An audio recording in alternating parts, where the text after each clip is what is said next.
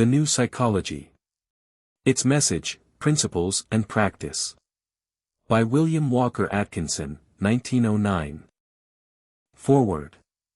This book is not intended as a textbook of the new psychology, neither is it technical in character nor treatment. Its purpose is solely to present the working principles of the new psychology in a plain, simple form, that they may be understood and used by any person of average intelligence. There has been no attempt at delicate phrasing or fine writing, everything has been sacrificed to utility and workability. As will be seen from an examination of its pages, it follows along the lines of the pragmatic trend of thought now so rapidly coming to the fore. It brushes aside theory or attempts to guess the ultimate nature of the mind, or that behind mind, and devotes itself solely to the, what is it good for? What can be done with it? How will it work out, side of the subject? The metaphysical or philosophical side of the subject has been avoided purposely, for the reasons above indicated. This book is intended to be the first of a series of works to be called the New Psychology Series, which will be issued by the same publishers. In a sense, it is an introductory volume to the series, although, independent and apart from them, it conveys its own message and teaches its own ideas and methods. It is complete in itself, and yet serves to introduce the other works to the student who desires to follow the subject still farther. The keynote of the book may be found in the test question deciding the degree of positivity of ideas, thoughts, feelings, emotions, desires, and other mental states, which question is given in its concluding chapter. That question is, will this make me stronger, more powerful, more capable, more efficient, better? It is believed that a careful study of this book will enable the student to successfully apply this test in everyday life.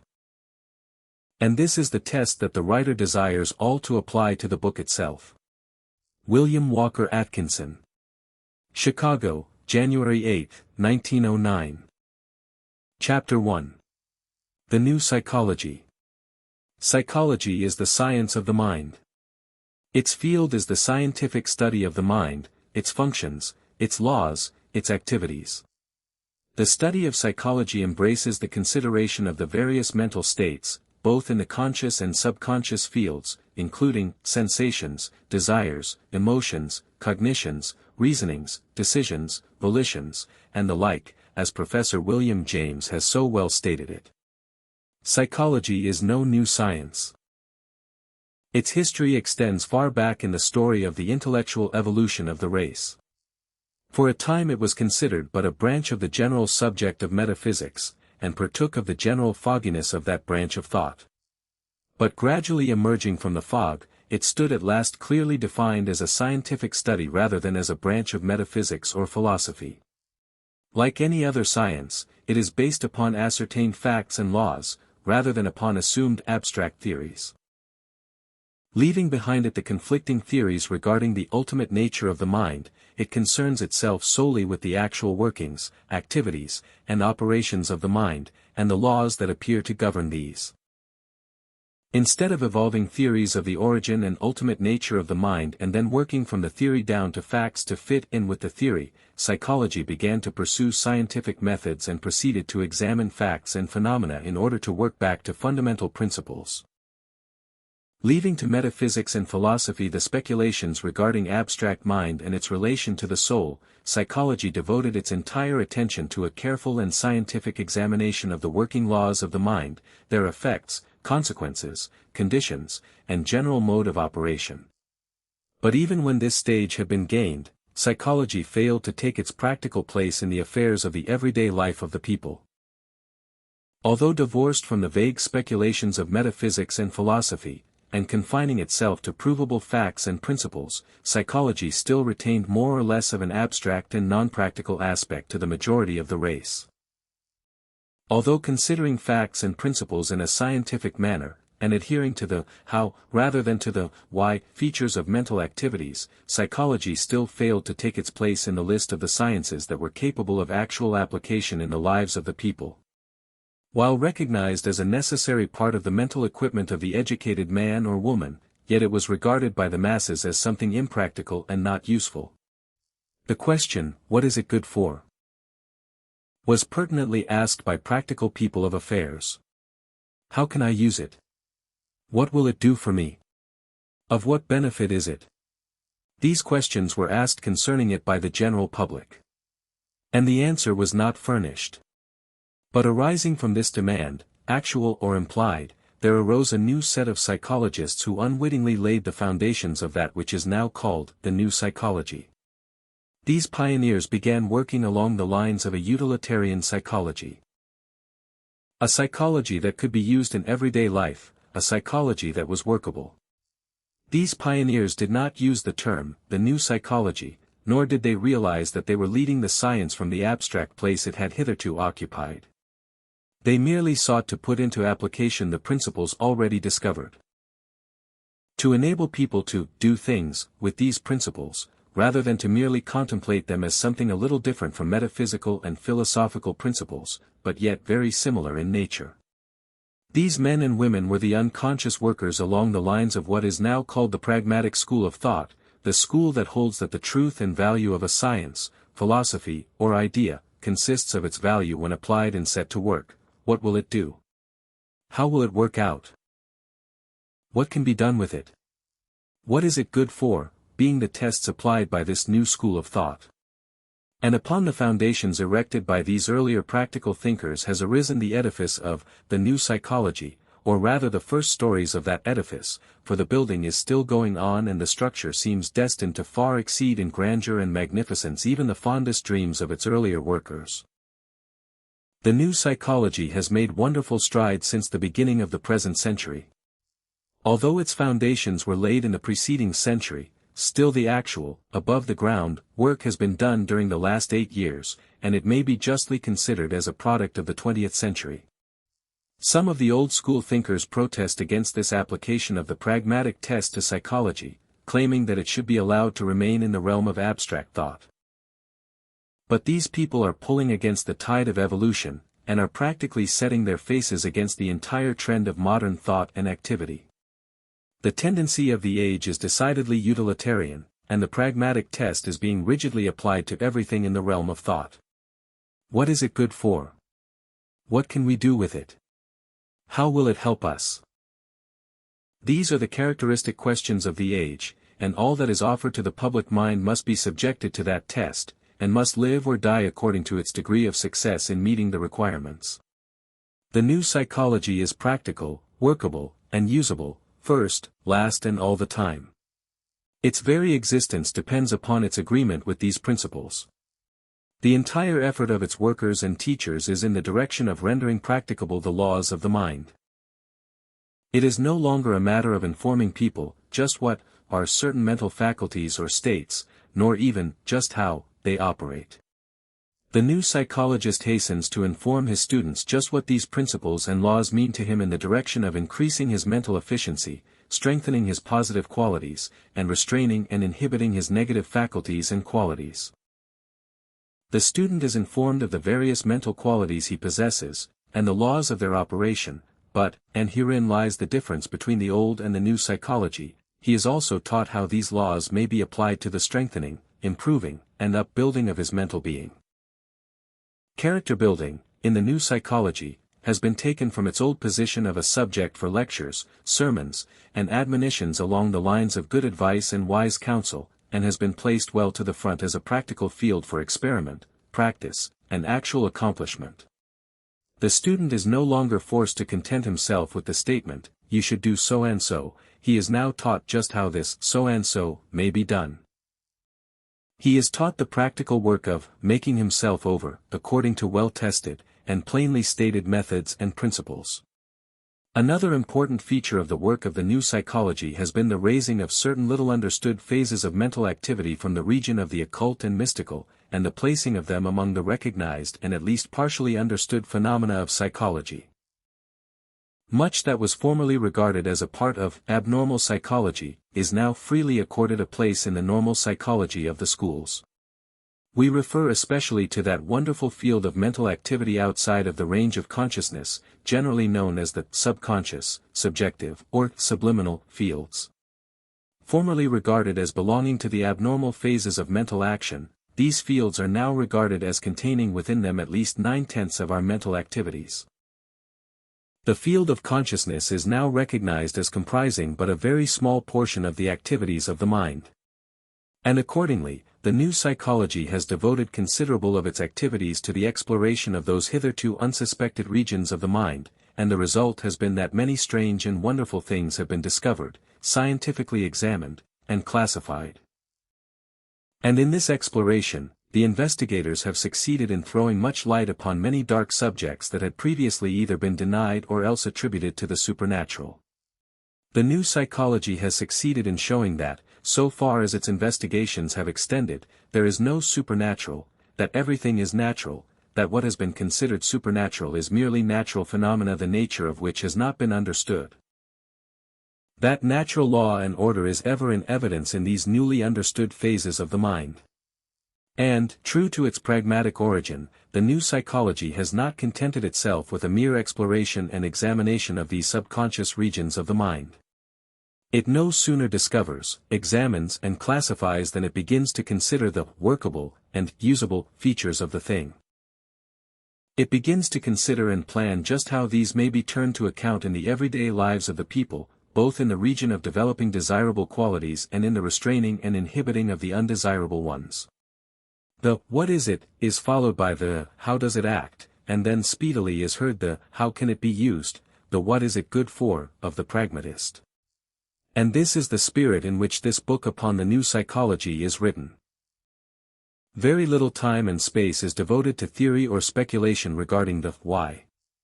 The object and intent of the work is closely bound up in the how phase of the subject, particularly the how of its usability and workability. The pragmatic idea is adhered to throughout the entire work, with the ever-present consciousness of the what is it good for, what can I do with it. Steering close to the point of how to do things, we trust that we shall be able to carry our student passengers safely over the seas of the new psychology to the haven of successful accomplishment. Chapter 2. The Ego, or Self. The old treatises on psychology generally began with a consideration of the nature of mind.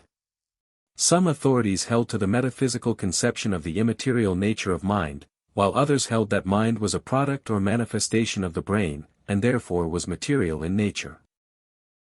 But the new psychology has preferred to leave this discussion in the hands of the teachers of other branches of philosophy and science, particularly as the old psychologists almost invariably concluded the discussion by the admission that mind in its ultimate nature was unknowable.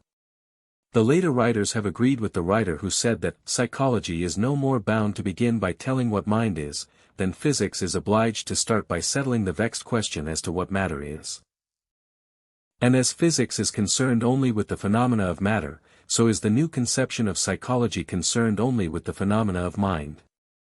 We have thought that the logical requirements of the case indicated that we should begin our consideration of the general subject of the new psychology by an examination of the subject of the ego, or self, which we find at the center of all conscious mental action, and, in a way, at the center of all unconscious mental action. To consider the ego, or self, from a purely scientific and psychological viewpoint is a somewhat difficult undertaking, particularly as the special subject is generally considered to belong to the field of metaphysics or philosophy, into which field we have announced our intention to avoid trespassing. But we think that there is a way of regarding the ego, or self, from a strictly psychological position and viewpoint, and to this consideration we now invite you. All intelligent persons make use of the mental concept of I, of that individual consciousness which is the thinker of the thought, the feeler of the feeling, the actor of the act, the willer of the deed.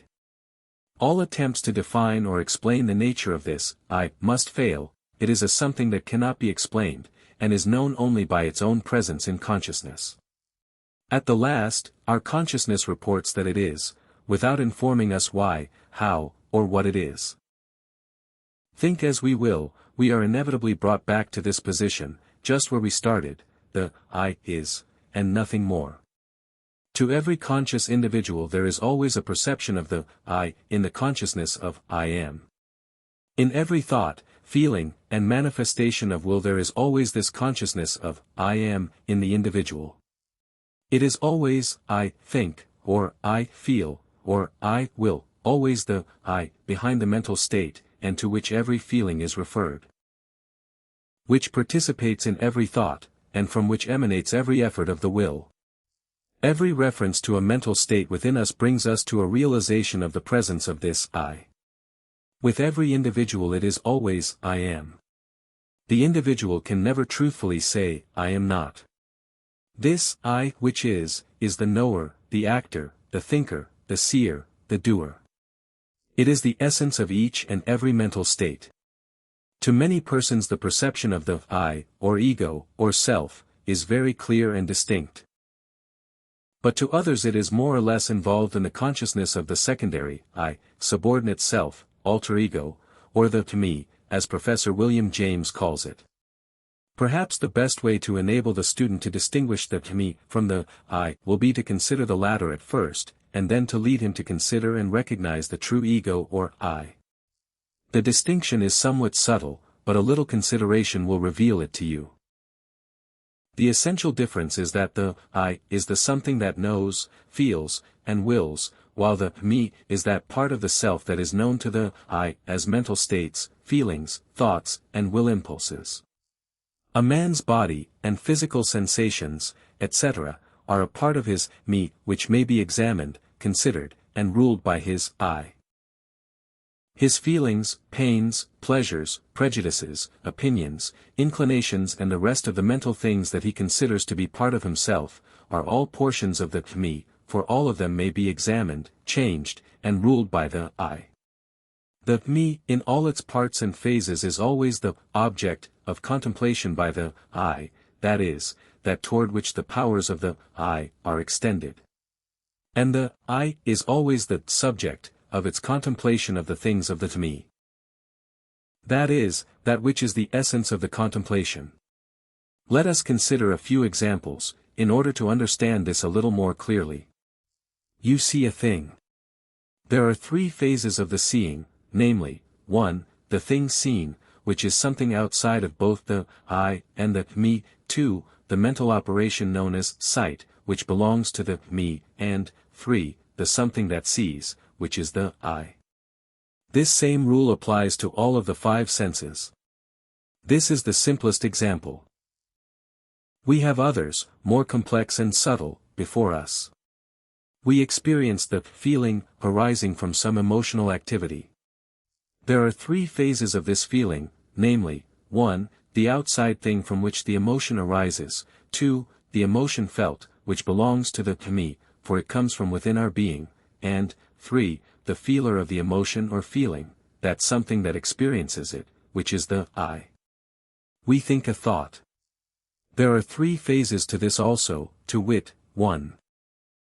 The outer object of the thought, 2, the thought itself, which belongs to the me, 3, the thinker, which is the I. Leaving out of consideration the outside thing which causes the sense impression, the emotional feeling, or the thought, we have two aspects of mental activity to deal with, 1, the mental activity itself, and 2, the I, which is always the knower of the mental activity. The mental activity is the object, and the I is the subject of consciousness. These two elements are always present in thought and feeling, in all conscious mental activity. They are opposites, the two ends of the mental stick. We may carefully examine a thought or feeling, and see it in all of its aspects, but who or what is it that examines and sees it? The I. We may decide to accept or reject certain ideas, feelings, or thoughts, and we recognize the power in ourselves to do this to a greater or lesser degree. But what is this something which feels that it can change or govern the idea, thought or feeling, which knows that it may choose to do this or that, to will to do or not to do? The I. This idea is the self, the master. We cannot escape from it, it is the essence of all that is individual in us. This I is what psychologists have called the pure ego. It is the something that is always present in consciousness as that which is conscious, while the me is simply a bundle of states of consciousness, or things of which the I is conscious. The I is the thinker, the knower, the feeler, the actor. The me is constantly changing, the me of today is different from the me of yesterday, and the latter different from the me of the day before. And yet the I is always the same, always the I, for other than itself it cannot be. Just what is this I, we cannot tell. This riddle has never been solved by the mind of man. So subtle is the essence of the I, that it is almost impossible to think of it as a something apart from the mental states of the me. All that can be said of it is that it is. Its only report of itself is, I am. Is what? I am what?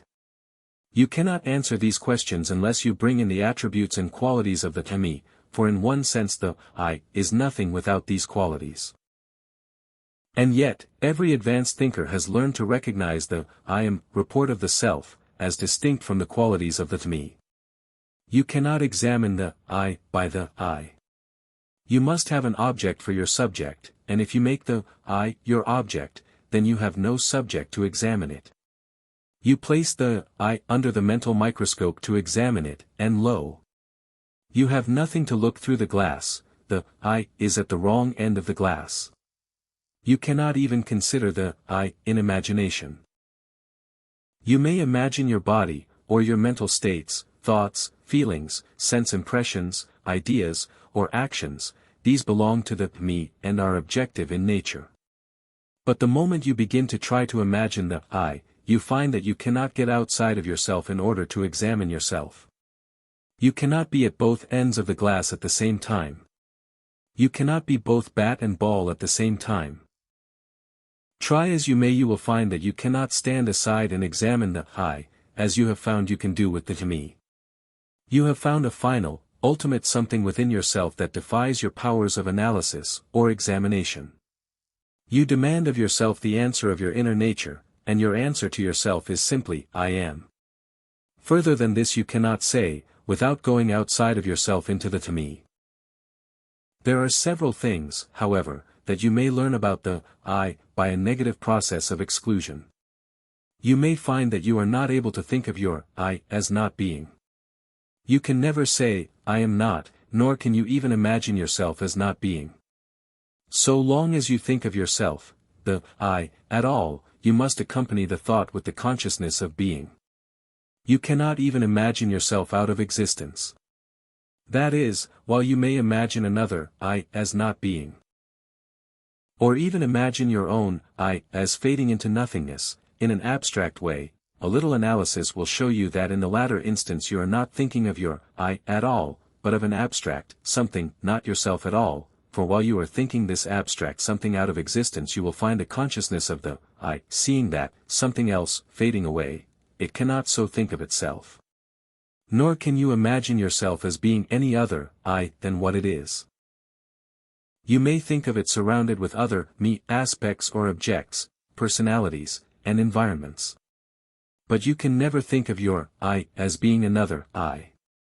The consciousness of the I is above personality, it is something inseparable from individuality. We might pursue this consideration much further, but we are approaching too nearly the thin dividing line between psychology and metaphysics. The consciousness of the I is an actual experience, just as much as is the consciousness of the page before you, and therefore is a fit subject for psychological notice. We have called your attention to it in a somewhat unusual way, for we hold that the whole subject of the new psychology is bound up with this recognition of the I, that it revolves around this I as a wheel around its center.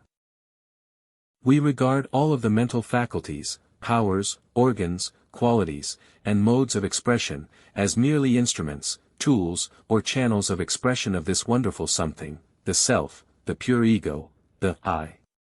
And this is the message of the new psychology, that you, the I, have at your command a wonderful array of mental instruments, tools, machinery, which if properly used may create for yourself any kind of personality you may desire. You are the master workman who may make of yourself what you will. But before you can appreciate this truth, before you can make it your own, before you can apply it, you must enter into a recognition and realization of this wonderful I that you are, to which body, and senses, yea, even the mind itself, are but channels of expression. You are something more than body, or senses, or mind, you are that wonderful something, master of all these things, but of which you can say but one thing, I am. Chapter 3. Egoism, not egotism. To some, it might appear that the suggestions concerning the recognition of the ego advanced in the preceding chapter are calculated to encourage the quality of egotism among those accepting the advice. As a matter of fact, the true recognition of the pure ego is diametrically opposed to the objectionable trait or quality generally known as egotism. In egotism we find the person filled with an overweening sense of the importance and qualities of his personality. He imagines that he is not as other men, and that he is immensely superior to them, and of far greater relative importance. The egotist is wrapped up in his personality, and the things of the to me. It is always me and mine with him. And unfortunately there has been a great confusion in the meaning of the term egoism, by reason of the objectionable characteristics of egotism. The two terms have been regarded as identical, although they are as far apart as the poles. It is only when we pass by the common acceptation of the term egoism, and consider it in its philosophical aspect, that we may begin to understand its real meaning. In the first place, it is not connected with the attributes of personality, it concerns itself solely with individuality. The egoist does not compare his personality with that of others, for he regards personality as a something belonging to him and yet not himself. His sense of the ego consists in the recognition of the reality of the I, which is his real self, and consequently the things of personality fade into comparative insignificance. As an old writer has said, whether we try to avoid it or not, we must face this reality sometime, the reality of our own egohood, that which makes us say I, and in saying I, leads to the discovery of a new world. As to the confusion regarding egoism and egotism, the same writer has said, our ego tells us of the duties we owe others, because they are I's, as we are. And another old writer informs us of the ideal individual, of whom he says, with that union of intellectual egoism and moral unselfishness which is a characteristic of his large and liberal nature. So you see that egoism is a far different thing from the quality known as egotism. Egoism, as the term is used in this book, is the doctrine of the reality of the ego or I, and of its recognition and realization. It is the recognition, realization, and manifestation of the I of the individual. It teaches that man is not merely the composite of his feelings, emotions, and ideas, but that he is a something back of and under these mental states and activities, something that is, or should be, the master of these secondary things. It is not necessary to accept any particular theory or idea regarding the nature of the I in order to manifest its powers.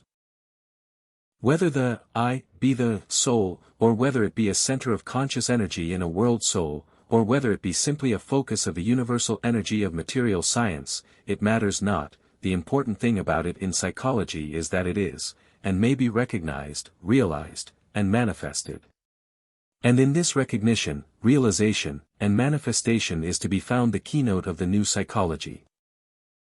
It may be objected to, that it can make no material difference to the individual whether he is able to distinguish between the I and the me or not, that he must live his life according to his nature in either case. But this contention is not correct, for the realization of the I at once causes the individual to know that he is not merely what he thinks, feels and wills, but is rather a something that thinks, feels, and wills, and may govern and master these mental activities, instead of being governed and mastered by them. There is a vast difference in this point of view. There is the greatest difference from the pragmatic point of view, for according to the old idea the man is a slave and a creature of his mental states, while under the new idea he may assume his rightful place on the mental throne, and make his choice as to what feelings he may wish to feel, what emotions he may wish to experience, what thoughts he may wish to think, what things he may wish to do. In short, the egoist becomes the master, instead of the slave. He realizes that the sovereign will of the individual resides in the ego, and that even his mental states must obey its mandates. The average man is a slave to his thoughts, ideas, and feelings. He is governed by inherited tendencies, and the suggestions of other minds. He allows his feelings to run away with him, and does not realize that he may regulate and govern them, changing and inhibiting them at will. He thinks that he is what he seems to be, and fails to understand that he may make himself that which he wishes to be. The average person is a mere puppet of environment and outside influences. He is moved along like an automaton. He is simply his me, and does not realize that he is an I. He is swept from his feet by waves of feeling that he is utterly unable to repress or control, and is a creature of his own feelings and moods. He does not realize what self-mastery is. The words convey no meaning to him, for he does not recognize the self. He is mastered by the me, instead of mastering by the I. The men who have risen from the ranks, and who stand head and shoulders above their fellows in mental achievement, have invariably realized the I, although they may never have reasoned it out consciously, their recognition may have been intuitive. But all men and women who have done things have found this I within and beyond the me. This mastery by the I opens up an entirely new world of thought, feeling, and activity to the individual. To be able to make of oneself what one will is truly a wonderful thing. To think what one wants to think, feel what one wants to feel, do what one wants to do, surely this is an achievement worthy of a master. And it is possible to those who will take the time and trouble to acquire the art of self-mastery and self-expression. We shall not dwell upon this idea at length at this point, for the idea will permeate the entire work, and will be brought out in reference to every phase of mentation.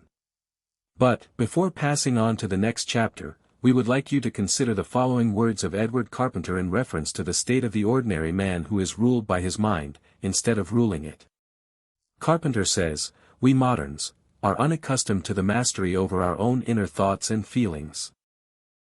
That a man should be a prey to any thought that chances to take possession of his mind, is commonly among us assumed as unavoidable. It may be a matter of regret that he should be kept awake all night from anxiety as to the issue of a lawsuit on the morrow, but that he should have the power of determining whether he be kept awake or not seems an extravagant demand.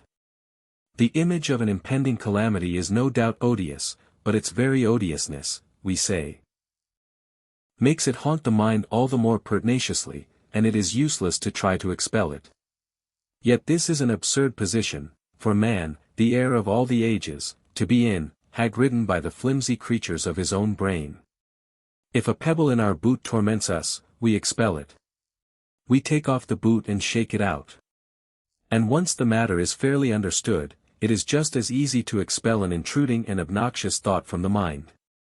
About this there ought to be no mistake, no two opinions. The thing is obvious, clear and unmistakable. It should be as easy to expel an obnoxious thought from the mind as to shake a stone out of your shoe, and till a man can do that, it is just nonsense to talk about his ascendancy over nature, and all the rest of it. He is a mere slave, and a prey to the bat-winged phantoms that flit through the corridors of his own brain. Yet the weary and careworn faces that we meet by thousands, even among the affluent classes of civilization, testify only too clearly how seldom this mastery is obtained. How rare indeed to meet a man. How common rather to discover a creature hounded on by tyrant thoughts, or cares, or desires, cowering, wincing under the lash, or perchance priding himself to run merrily in obedience to a driver that rattles the reins and persuades him that he is free. Whom he cannot converse with in careless tete-a-tete because that alien presence is always there, on the watch. The same authority continues, it is one of the prominent doctrines, that the power of expelling thoughts, or, if need be, killing them dead on the spot, must be attained. Naturally the art requires practice, but like other arts, when once acquired there is no mystery or difficulty about it. And it is worth practice. It may indeed fairly be said that life only begins when this art has been acquired. For obviously when, instead of being ruled by individual thoughts, the whole flock of them in their immense multitude and variety and capacity is ours to direct and dispatch and employ where we list, life becomes a thing so vast and grand, compared with what it was before, that its former condition may well appear almost antenatal. If you can kill a thought dead, for the time being, you can do anything else with it that you please. And therefore it is that this power is so valuable. And it not only frees a man from mental torment, which is 9/10 at least of the torment of life, but it gives him a concentrated power of handling mental work absolutely unknown to him before. The two things are correlative to each other.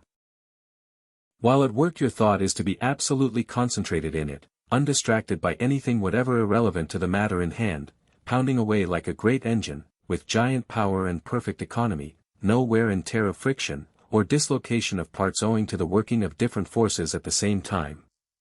Then when the work is finished, if there is no more occasion for the use of the machine, it must stop equally, absolutely, stop entirely. No worrying, as if a parcel of boys were allowed to play their devilments with a locomotive as soon as it was in the shed, and the man must retire into that region of his consciousness where his true self dwells. I say that the power of the thought machine itself is enormously increased by this faculty of letting it alone on the one hand, and of using it singly and with concentration on the other. It becomes a true tool, which a master workman lays down when done with, but which only a bungler carries about with him all the time to show that he is the possessor of it. Then on and beyond the work turned out by the tool itself is the knowledge that comes to us apart from its use, when the noise of the workshop is over, and mallet and plane laid aside, the faint sounds coming through the open window from the valley and the far seashore. The dim fringe of diviner knowledge which begins to grow, poor thing, as soon as the eternal click-clack of thought is over, the extraordinary intuitions, perceptions, which, though partaking in some degree of the character of the thought, spring from entirely different conditions, and are the forerunners of a changed consciousness. The same writer then considers the subject of desires, as mastered by the ego, as follows. As already said, the subjection of thought is closely related to the subjection of desire, and has consequently its specially moral as well as its specially intellectual relation to the question in hand. 9/10 of the scattered or sporadic thought with which the mind usually occupies itself when not concentrated on any definite work, is what may be called self-thought, thought of a kind which dwells on and exaggerates the sense of self. This is hardly realized in its full degree till the effort is made to suppress it, and one of the most excellent results of such an effort is that with the stilling of all the phantoms which hover around the lower self, one's relations to others, to one's friends, to the world at large, and one's perception of all that is concerned in these relations come out into a purity and distinctness unknown before. Obviously, when the mind is full of little desires and fears which concern the local self, and is clouded over by the thought images which such desires and fears evoke, it is impossible that it should see and understand the greater facts beyond and its own relation to them. But with the subsiding of the former, the great vision begins to dawn, and a man never feels less alone than when he has ceased to think whether he is alone or not. In this somewhat extended quotation from Mr. Carpenter, will be seen clearly the idea of egoism as opposed to egotism, the mastering of the personality by the individuality, rather than the undue importance attaching to mere personality which is the basis of egotism. Mr. Carpenter's remarks, while uttered in connection with an entirely different subject, nevertheless convey a vital message in connection with the new psychology, and accordingly we have reprinted them in this work feeling that he has stated the matter in a most forcible and clear manner, in words likely to be remembered by those who read them. Chapter 4. Consciousness and Beyond. It comes as a surprise to the average person to be informed that at least 95% of his mental activities are performed on planes of his mind below and above the field of consciousness. The average person is in the habit of thinking of his mind as being limited entirely to the conscious field, whereas that conscious field is but little more than the field of vision of the microscope as compared with the space beyond it from which emerge and disappear the organisms in the drop of water placed in the object slide, or the field of vision of the telescope as compared with the expanse of the heavens toward which the tube is pointed.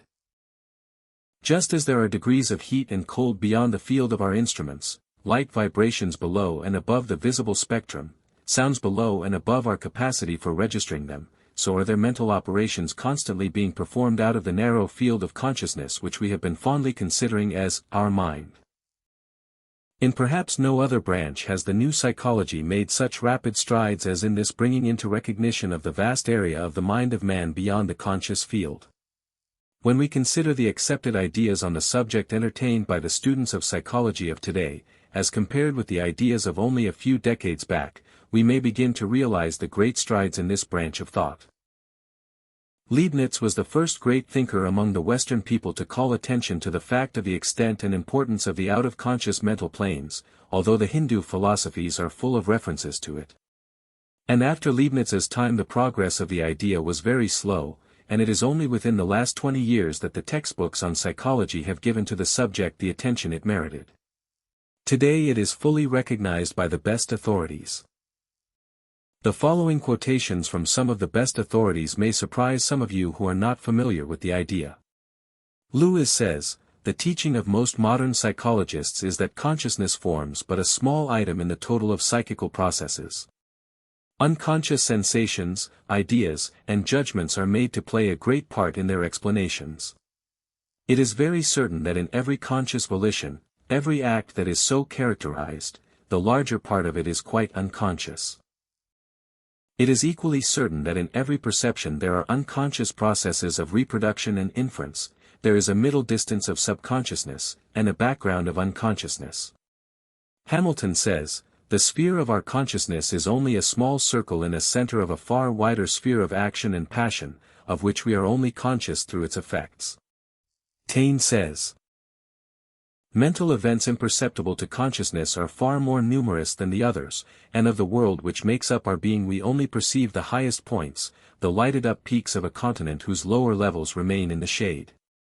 Beneath ordinary sensations are their components, that is to say, the elementary sensations, which must be combined into groups to reach our consciousness. Outside a little luminous circle lies a large ring of twilight, and beyond this an indefinite night. But the events of this twilight and this night are as real as those within the luminous circle." Maudsley says, "Examine closely and without bias the ordinary mental operations of daily life, and you will surely discover that consciousness has not 1/10 part of the function therein which it is commonly assumed to have. In every conscious state there are at work conscious, subconscious, and infraconscious energies, the last as indispensable as the first." Kay says, "Formerly consciousness was regarded as being coextensive with mind, the mind being held to be conscious of all its own activities, of all the changes or modifications that take place in it. Leibniz was the first to confute this opinion, and to establish the doctrine that there are energies always at work, and modifications constantly taking place in the mind, of which we are quite unconscious. Since his time this opinion has been gradually gaining ground, and now it is a generally received doctrine in philosophy." Carpenter says, "The psychologists of Germany have taught that much of our mental work is done without consciousness." Hamilton says of the idea that, "The fact of such latent modifications is now established beyond a rational doubt, and on the supposition of their reality we are able to solve various psychological phenomena otherwise inexplicable." Halleck says, "It must not be supposed that the mind is at any one time conscious of all its materials and powers. At any moment we are not conscious of 1,000th part of what we know. It is well that such is the case. For when we are studying an object under a microscope, trying to memorize poetry, demonstrating a geometrical proposition, or learning a Latin verb, we should not want all we knew of history or physics, or images of the persons, trees, dogs, birds, or horses, that we remembered, to rush into our minds at the same time. If they did so our mental confusion would be indescribable. Between the perception and the recall, the treasures of memory, are metaphorically speaking, away from the eye of consciousness. How these facts are preserved, before they are reproduced by the call of memory, consciousness can never tell us.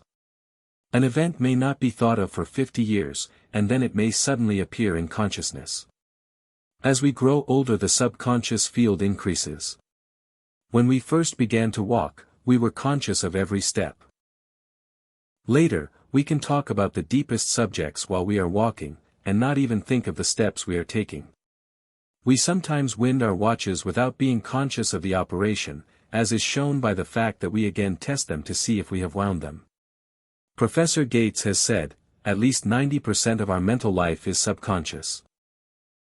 If you will analyze your mental operations you will find that conscious thinking is never a continuous line of consciousness, but a series of conscious data with great intervals of subconsciousness. We sit and try to solve a problem and fail. Suddenly an idea dawns that leads to a solution of the problem. The subconscious processes were at work. We do not volitionally create our own thinking. It takes place in us. We are more or less passive recipients. We cannot change the nature of a thought, but we can, as it were, guide the ship by a moving of the helm. Schofield says, our conscious mind, as compared with the unconscious mind, has been likened to the visible spectrum of the sun's rays, as compared to the invisible part which stretches indefinitely on either side. We know now that the chief part of heat comes from the ultra-red rays that show no light. And the main part of the chemical changes in the vegetable world are the results of the other end of the spectrum, which are equally invisible to the eye, and are recognized only by their potent effects. Indeed, as these invisible rays extend indefinitely on both sides of the visible spectrum, so we may say that the mind includes not only the visible or conscious part and what we have called the subconscious, but also the superconscious mind that lies at the other end. All those regions of higher soul and spirit life, of which we are only at times vaguely conscious, but which always exist, and link us on to veritable verities, on the one side, as surely as the subconscious mind links us with the body on the other. Sir Oliver Lodge has written the remarkable statement regarding the out-of-conscious states or planes of the mind. Let us imagine, then, as a working hypothesis, that our subliminal self, the other and greater part of us, is in touch with another order of existence, and that it is occasionally able to communicate, or somehow, perhaps unconsciously, transmit to the fragment in the body something of the information accessible to it. This guess, if permissible, would contain a clue to a possible explanation of clairvoyance. We should then be like icebergs floating in an ocean, with only a fraction exposed to sun and air and observation, the rest, by far the greater bulk, 11/12. Submerged in a connecting medium, submerged and occasionally in subliminal or subaqueous contact with others, while still the peaks, the visible bergs, are far separate. One cannot but sympathize to some extent with those philosophers who urge that the progress of humanity has been achieved by attention to a development of our full consciousness, and that reversion to the subconscious or to dream states is a step back. It must be noted, however, that the adjective subliminal, as we understand it, is not suggestive of subordinate or subsidiary, but is far more nearly related to sublime, a statement which, considered objectively, the philosophers in question would probably disallow. If they mean that for the active and practical concerns of life consciousness must be our guide and our advisor, I am with them, but if they mean, as I am sure they do not, when pressed, that inspiration is attained through consciousness, or that it is unlawful and unfruitful to investigate the subconscious, where, I suggest, lie the roots of the connection between mind and matter, then I must join issue with them. So might an iceberg, glorying in its crisp solidity and sparkling pinnacles, resent attention paid to its submerged subliminal supporting region, or to the saline liquid out of which it arose, and into which in due course it will some day return. We feel that we are greater than we know. Or, reversing the metaphor, we might liken our present state to that of the hulls of ships submerged in a dim ocean among strange beasts, propelled in a blind manner through space, proud, perhaps, of accumulating many barnacles of decoration, only recognizing our destination by bumping against the dock wall.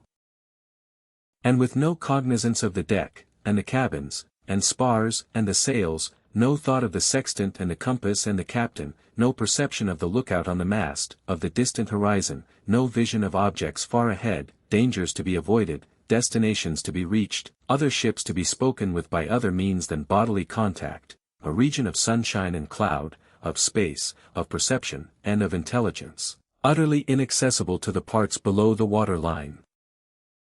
There has been much confusion caused to the student of the new psychology by the various terms employed by many of its writers, particularly in connection with these out-of-conscious mental states and regions.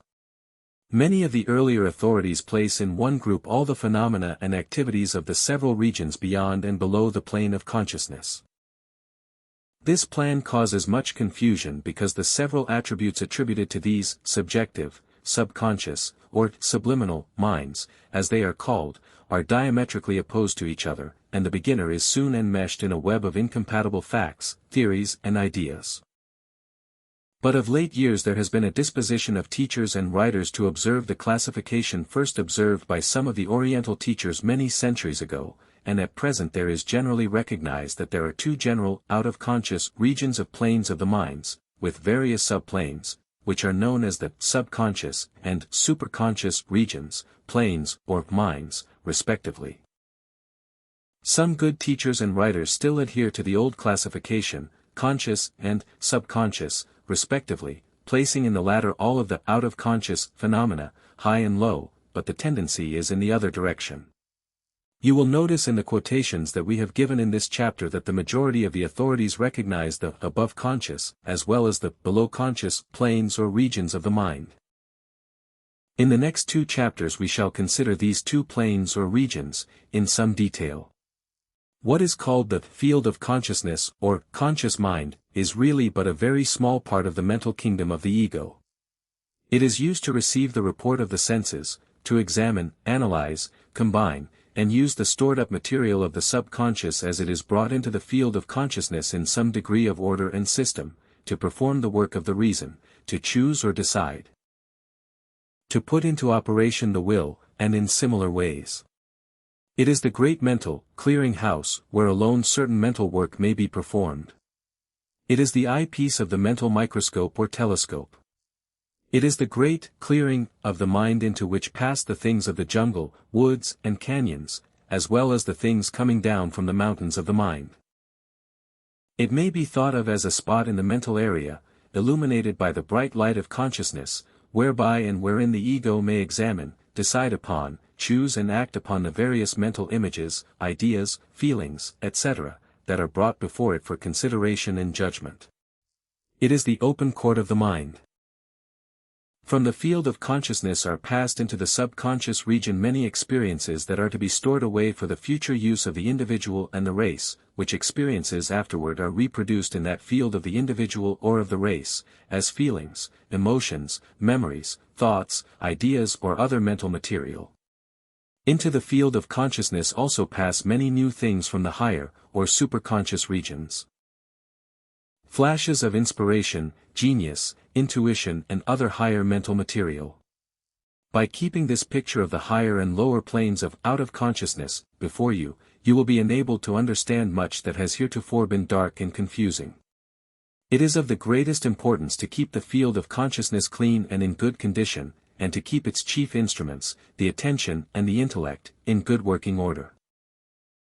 But at the same time to regard it as the only region of the mind is a great mistake, and amounts to depriving yourself of certain knowledge much needed by you. The new psychology covers all the regions of the mind, conscious and out of conscious, giving to each its place, and to each its employment and use. It is an all-around science as well as an up-to-date one. Chapter 5. The Subconscious. As we have said, the new psychology concerns itself to a marked degree with the activities of the subconscious region of the mind. Instead of regarding these activities as abnormal and worthy only of scientific interest, it knows and teaches that in this region of the mind the greater part of the mentative work is performed, and that work of great value may be produced by an intelligent ordering of the subconscious activities. It is in this difference in the consideration of these faculties, activities and capabilities that the new psychology differs radically from the old psychology. A new field of thought, work and activity is opened out to every individual when he is made acquainted with the subconscious region of mentation and its laws. In this connection we must ask you to note the distinction made in this work between the subconscious region or plane, and the superconscious. The subconscious plane is below the field of consciousness, the superconscious plane is above the conscious field. To many students of popular metaphysics, new thought, and the newer views of psychology, the subconscious plane of mind, or the subconscious mind, as it is usually called in the popular works, is usually regarded as something spiritual, extraordinary, soulful, mystic, something having properties and qualities far beyond the ordinary mind. But the new psychology does not so hold. Although it admits the existence of a superconscious region or plane of mind which has activities which may be considered supernormal and unusual.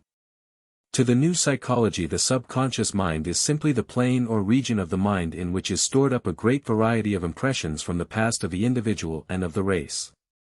In that region of the mind is to be found those strange impressions which have come down to us through the ages of time. The inheritances of the race, which manifest as instinct and instinctive feeling. Many things that were experienced by our ancestors come down to us in the shape of impressions that are reproduced in the field of consciousness with more or less clearness, as opportunity demands. Our feelings, likes and dislikes, prejudices, tastes, inclinations, and other mental states which rise up to the field of consciousness from time to time. The mental qualities which are in our subconsciousness from our birth, come to us in this way. The individual has the benefit of all the experience of the race acquired through the ages, the essence of which is impressed upon his subconscious mentality. Besides this, each individual has a certain natural character, which is his from birth, and by reason of direct inheritance, which is also impressed upon his subconscious mentality. It is true, very true, that the individual may alter and radically change this natural character by the methods of the new psychology, but the fact remains that the individual has a certain natural character of his own, independent of his training. Everyone has his or her own natural tastes and preferences, likes and dislikes, character, nature. Every mother of a large family knows that no two children of the little brood has the same disposition or nature. Every teacher knows that each child has its particular personality. Every individual has his own personality. And the things that go to make up that particular personality are the impressions contained in the subconscious plane of the mind. But these inherited impressions are only a part of the material of that wondrous mental storehouse. From the time that the child is able to recognize the outer world, it begins acquiring new impressions, all of which are duly recorded in the subconsciousness. Each little bit of experience gained by the conscious mind is then passed on to the subconscious region, is impressed upon the mental phonographic records of that region. The depth and clearness of the impression depends upon the degree of attention and interest bestowed upon the original subject or object that produced the impressions. The things that interest us attract the greater degree of attention, and the greater the degree of attention the deeper and clearer the subconscious impression. You see then, that this subconscious region of the mind is something very similar to that which we have called memory, only that it occupies a larger field and has greater activities than those formerly attributed to memory. The faculty or activities that we call memory are simply a portion of a greater field, a greater memory. That we call the subconscious region of the mind. By bearing this in mind you will be able to form a much clearer idea of the subconscious plane. In addition to the above stated kind of impressions, the subconsciousness contains records of many things that have been suggested to the person and then allowed to pass unchallenged to the subconscious storehouse. We believe in many things without question, and accept them as truth, which have never been subjected to the scrutiny of our reasoning faculties or judgment. We have swallowed them whole, just because we heard someone say them with an air of authority, or else read them in the same way, or perhaps we heard them repeated so often that we took it for granted they were true, or else we saw that everyone else seemed to believe and accept them, and we followed the custom. A little self-examination will startle anyone at the revelations along this line. Very few things have been submitted to reason or judgment. It is so much easier to take them in the capsule of authority, custom, or repetition. And after we have so accepted them, and particularly after we have acquiesced a number of times in their verity, we will claim them as our very own and will defend them vigorously and will resent any attack upon their virtue and validity. Just as if we had originally thought them all out and submitted them to the scrutiny of our reason. Those of us who have felt compelled to throw out from our minds some of these cuckoo eggs of thought, will realize fully how much attached we had become to these false children of our minds, and how much distress it caused us to show them the mental door after having entertained them so long as our very own. The subconsciousness is very full of this class of impressions. Another class of impressions is contained in this subconscious region, the impressions of habit. We know how we may acquire the habit of performing tasks, difficult at first, until at last we are able to do them without thinking. The piano player, the operator of the typewriter, the sewing machine operator, the telegrapher, the typesetter, and many other performers of tasks, know that while at first they had to watch each step of the work, and guard every motion, they gradually became more expert until at last they were able to perform the task with a minimum of attention, and often while a portion of their mind was occupied in thinking of something entirely different. The subconsciousness has taken over the task, and performs it almost automatically. We must not overlook the fact that the subconsciousness also contains the impressions that manifest in the operation of the physical functions of the body, which are almost altogether performed involuntarily and along subconscious lines. The heart beats without our knowledge, consciousness, or volition. While we may take over the process of breathing, the greater part of this work of respiration is performed subconsciously and involuntarily. The work of digestion, the circulation, and the 1,001 other functions of the body are performed without reference to the consciousness. It is only when something goes wrong that the conscious mind becomes aware that the internal organs are there. All this work is a part of the subconscious activities. But remember this, that in the course of evolution each of these automatic and involuntary movements and actions was learned by experience, and after being mastered by our earlier progenitors was then passed on to the region of the subconscious, the race memory, in a manner similar to that whereby we pass on the acts of walking, piano playing and other acquired physical movements. The subconsciousness is a busy place, a hive of industry. For, remember this, that although we have spoken of it as merely a great storehouse of race memories, and individual memories, in the broad sense, yet it is more than a storehouse devoid of activities. It is filled with active working faculties and mental machinery. As we have said elsewhere, the activities of the subconscious region forcibly remind one of a workshop filled with active, earnest, faithful tiny workers, willing and anxious to do the work of the individual, if they are only told what is needed. And it is in directing these tiny workers of the subconscious mind that the new psychology becomes so useful to the student. Not content with simply allowing the subconscious to store away impressions, and then to reproduce only those absolutely necessary to the ordinary mind, it teaches that a high degree of activity may be encouraged in that region, and thereby the individual's efficiency to himself and to the community may be greatly increased. You see, then, that the subconscious region contains only that which has been placed in it by the race, or the individual. It originates nothing new, although it can be used to form countless new combinations of its materials, and thus perform wonderful creative work for its owner. By the use of the imagination the subconscious region may be made to unfold great stores of material, arranged in orderly system, and capable of being grouped together in new and strange combinations. This is invention. The so-called higher powers of the mind are not to be found in the subconscious region. They belong to the superconscious plane, as we shall see in the next chapter. In this connection we think it well to state an idea of our own, which is not mentioned generally in writings or teachings along these lines. We allude to the possession of certain lower forms of unusual psychic power by some persons, which forms lack the elements of the so-called higher powers, just alluded to, but still are outside of the ordinary forms of sense impressions. By some these phases of phenomena are called the lower psychic faculties.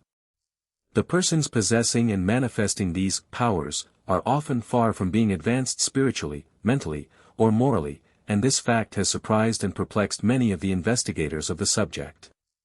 This class of phenomena differs materially from that of the superconsciousness, and evidently belongs to a lower plane, and yet to what plane?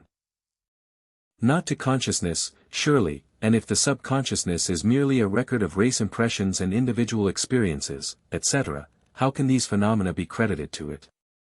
We have thought it likely that these lower psychic activities may be the result of faculties formerly exercised by the race, but since discarded in the course of evolution, and now found only as vestigial remnants in some of the race. This view finds corroboration in a study of the mental activities of the lower animals, and primitive races of man, in both of which we find evidences of sensing other than those manifested by man. The animals and lower races have a sense of smell almost abnormal to civilized man, and they may have, and seem to have, other means of sensing objects.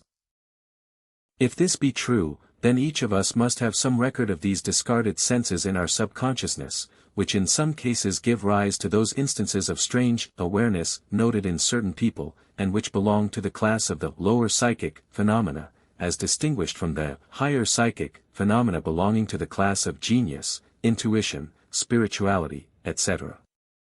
We do not insist upon this theory, it is merely a conjecture, offered for what it may be worth. It certainly seems to fill in a gap in the study of abnormal psychology. Let us now pass on to the region of the superconscious, the higher planes of the mind. Chapter 6. The Superconscious.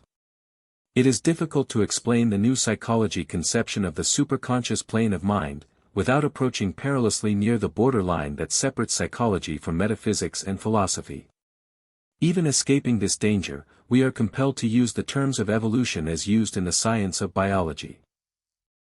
In the first place, instead of being the greater memory, or storehouse of the impressions of the past, as is the case with the subconsciousness, the superconsciousness of the individual is the latent possibilities of the future man, or Superman. And the flashes from this region that occasionally reach the field of consciousness are practically the prophecies of the future of the race. That which is now the superconscious region of the individual will someday become the ordinary plane of everyday mentation of the advanced race. The superconsciousness is the consciousness of the future individuals of the race, and in it are stored the latent faculties and mental activities of a higher race of beings. To some favored ones of the present race there come flashes from this wonderful region of the mind, and we call them genius, inspiration, intuition, and other terms denoting higher and uncommon mental activities and states. In each individual there is stored this great reservoir of future mental development. Why, or how, we do not know, but that they are we do know. Just as the oak tree dwells latent within the acorn. Just as the coming Shakespeare, Milton, Darwin or Spencer was at one time latent within a single cell, so are these latent faculties and powers in the mind of each and every individual, awaiting the stroke of the clock of evolutionary unfoldment. And when these flashes pass down into the field of consciousness, we recognize them as coming from above, and not from below. The mental evolution of the race is not alone a matter of growth in the sense of addition. It is in the nature of the unfoldment of the latent qualities, faculties, and powers inherent in the mind, or perhaps the unfoldment into expression of some inherent power or quality of the ego. At any rate it is undoubtedly an unfoldment, a revealing of something that had been hidden away from sight and expression. The child, in a few years, passes over the stages of mental evolution that the race required centuries to attain. This is the work of the subconsciousness.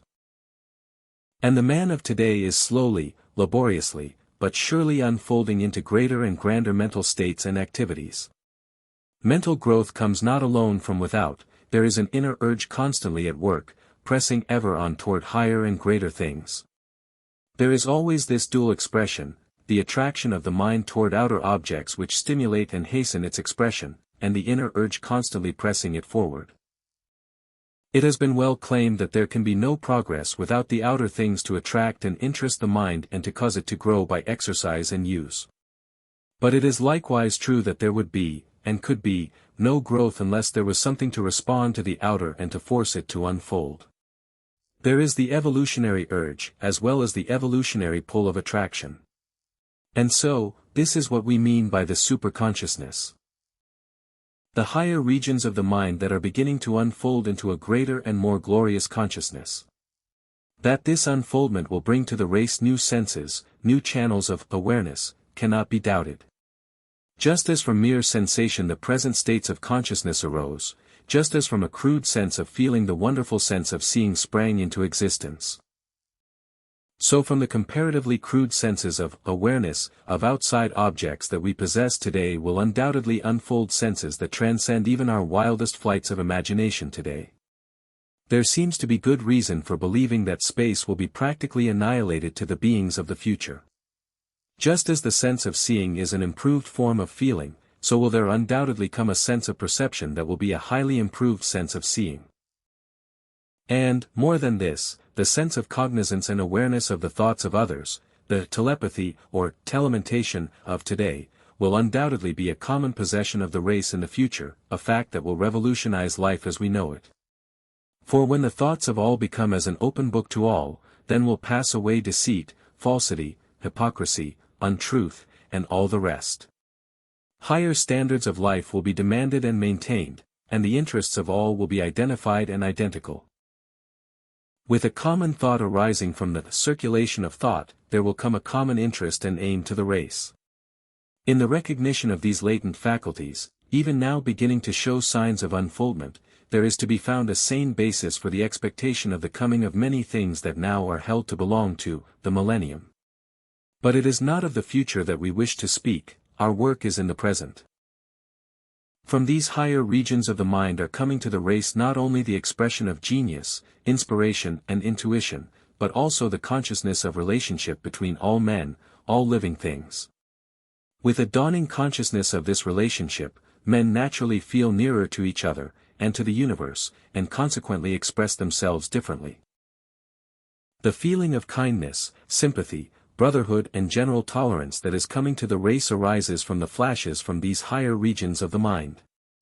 These things are not obtained through the intellect, they are a matter of consciousness, of higher feeling. And this consciousness and feeling certainly do not arise from the lower regions of the mind, for the past was not concerned with these things of the future. Many of the things that come into our minds, that we are apt to think, came from above really do come from above, from the higher regions of the mind, the superconsciousness. That the race is unfolding into a new plane of sensing, and into a new field of knowing and thinking, cannot be doubted by anyone who studies the signs of the times. In the first case, we are obtaining accurate and reliable reports of supernormal sensing in isolated cases from the scientific societies organized to study psychical phenomena. We have evidences of a higher form of awareness at a distance, which for want of a better name is known as clairvoyance, a name, by the way, that has unpleasant associations by reason of its use by many charlatans and tricksters. The evidence in support of these phenomena is too voluminous and trustworthy to be brushed lightly aside. The records are full of well-authenticated instances occurring to persons of the highest standing and character. And the evidence in favor of thought transference is even stronger. For that matter, there are but few people today who have not had a personal experience along these lines. Many have been prejudiced against these phenomena for the reason that they have considered them to be used as a proof of supernatural powers, etc. But there is nothing supernatural about it. No doubt the sense of sight came slowly to the lower forms of life, certainly it came late in the history of the earth's living forms. And if these lower forms had been able to think about it, they would have been prejudiced in the beginning against the reports of the few of their number who claim to be able to feel things at a distance, for that is what seeing really is, a developed sense of feeling the impact of the light waves. And no doubt these lower forms would have organized societies for psychical research, amid the sneers of the non-seeing brethren, until finally the sense of seeing became common to the race. And there is no reason whatever for holding that the evolution of the senses has ceased its operations. There is far more reason for thinking that there will be many new senses unfolded to the race, senses for receiving impressions of electric waves, magnetic waves, thought waves, and other waves not now sensed by the mind. If we could sense the waves of electricity or magnetism, a new world would be opened up for us. And, as we have said, a sensing of thought waves would revolutionize the world. Just imagine what the universe would seem to the race were it devoid of the sense of sight, or of hearing. And think what it would mean to have two more senses of equal importance open to it. Our present senses touch the universe at only a very small segment of its whole. Each new sense opens up a new universe. As Isaac Taylor well said, perhaps within the field occupied by the visible and ponderable universe there is existing and moving another element fraught with other species of life, corporeal, indeed, and various in its orders, but not open to the cognizance of those who are confined to the conditions of animal organization. Is it to be thought that the eye of man is the measure of the Creator's power? And has he created nothing which he has not exposed to our senses? The contrary seems much more than barely possible. Ought we not to think it almost certain? And as Masson has said, if a new sense or two were added to the present normal number in man, that which is now the phenomenal world for all of us might, for all we know, burst into something amazingly wider and different, in consequence of the additional revelations through these new senses. The student must free his mind from the error that there is anything unnatural or miraculous in the idea of additional senses unfolding to the race. Every sense is a miracle, if these new ones be so considered. What could be more miraculous than the sense of sight, or still more, to the sense of sight aided as it is by the microscope and the telescope which but heighten the normal power? To think that we can sense what is going on in the universe of a drop of water, or changes on a distant planet, is not this a miracle? Is not the fact that you, who are reading this page, can know the shapes of these letters on the page, at a distance, and with no bodily contact. Is not this a miracle? In our chapter on impressions you may see that all the senses are but forms of feeling, the impressions coming from outside objects, that we do not see, feel, hear, smell or taste the objects themselves, but merely the impressions reaching the brain from these objects. Messages along the nerves that are then translated by our brains. Can anyone knowing these facts claim to know or believe that there are not other avenues whereby these impressions may reach us, particularly when we know that each one of the present 5 avenues of the senses were slowly evolved or unfolded as life climbed the scale of evolution? Let us be fair in this matter, and while reserving the right to question, examine and determine the validity of any and all claims of supernormal sensing, still maintain the open mind toward the subject. And not only in the direction of sensing does the superconsciousness hold improvement for the race. In the realm of reason there is every right to believe that new faculties will be unfolded, just as the present faculties were unfolded in the past. One has but to study man in the scale of reasoning ability, to understand that there is an evolutionary scale of reason in both the race as a whole, and between individuals, not even considering the lower animals. Is it not reasonable to believe that the man of the future will be as far ahead of the average man of our race and time, as the latter is ahead of the African bushman or digger Indian? Have we reached the limits of thought and reason? History and science answer this question, in no uncertain tones, in the negative. Have we not had examples in the scattered instances of geniuses of giant mental power, forerunners of the men to come? In the superconscious regions of the mind lie the seeds and germs of these future senses and reasoning powers, latent, awaiting the call of unfoldment.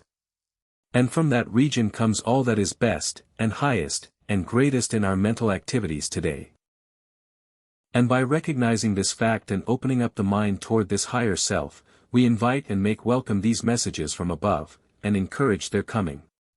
And thus do we grow and unfold. Chapter 7. Impressions. It is difficult for one to realize how dependent the mind is upon the impressions received from the outside world through the channels of the senses. Perhaps the only way that we are able to realize the importance of these outside impressions is to imagine our condition were we deprived of them. As Halleck has well said, suppose a child of intelligent parents were ushered into the world without a nerve leading from his otherwise perfect brain to any portion of his body, with no optic nerve to transmit the glorious sensations from the eye, no auditory nerve to conduct the vibrations of the mother's voice, no tactile nerves to convey the touch of a hand, no olfactory nerve to rouse the brain with the delicate aroma from the orchards and the wild flowers in spring, no gustatory, thermal or muscular nerves. Could such a child live, as the years rolled on, the books of Shakespeare and of Milton would be opened in vain before the child's eyes. The wisest men might talk to him with utmost eloquence, all to no purpose. Nature could not whisper one of her inspiring truths into his deaf ear, could not light up that dark mind with a picture of the rainbow or of a human face. No matter how perfect might be the child's brain and his inherited capacity for mental activities, his faculties would remain for this life shrouded in Egyptian darkness. Perception could give memory nothing to retain, and thought could not weave her matchless fabrics without materials. Carpenter says, if it were possible for a human being to come into the world with a brain perfectly prepared to be the instrument of psychical operations, but with all the inlets to sensations closed, we have every reason to believe that the mind would remain dormant like a seed buried in the earth. Stewart says, that the powers of the understanding would forever continue dormant were it not for the action of things external on the bodily frame, is a proposition now universally admitted by philosophers. Helmholtz says, apprehension by the senses supplies directly or indirectly the material of all human knowledge, or at least the stimulus necessary to develop every inborn faculty of the mind.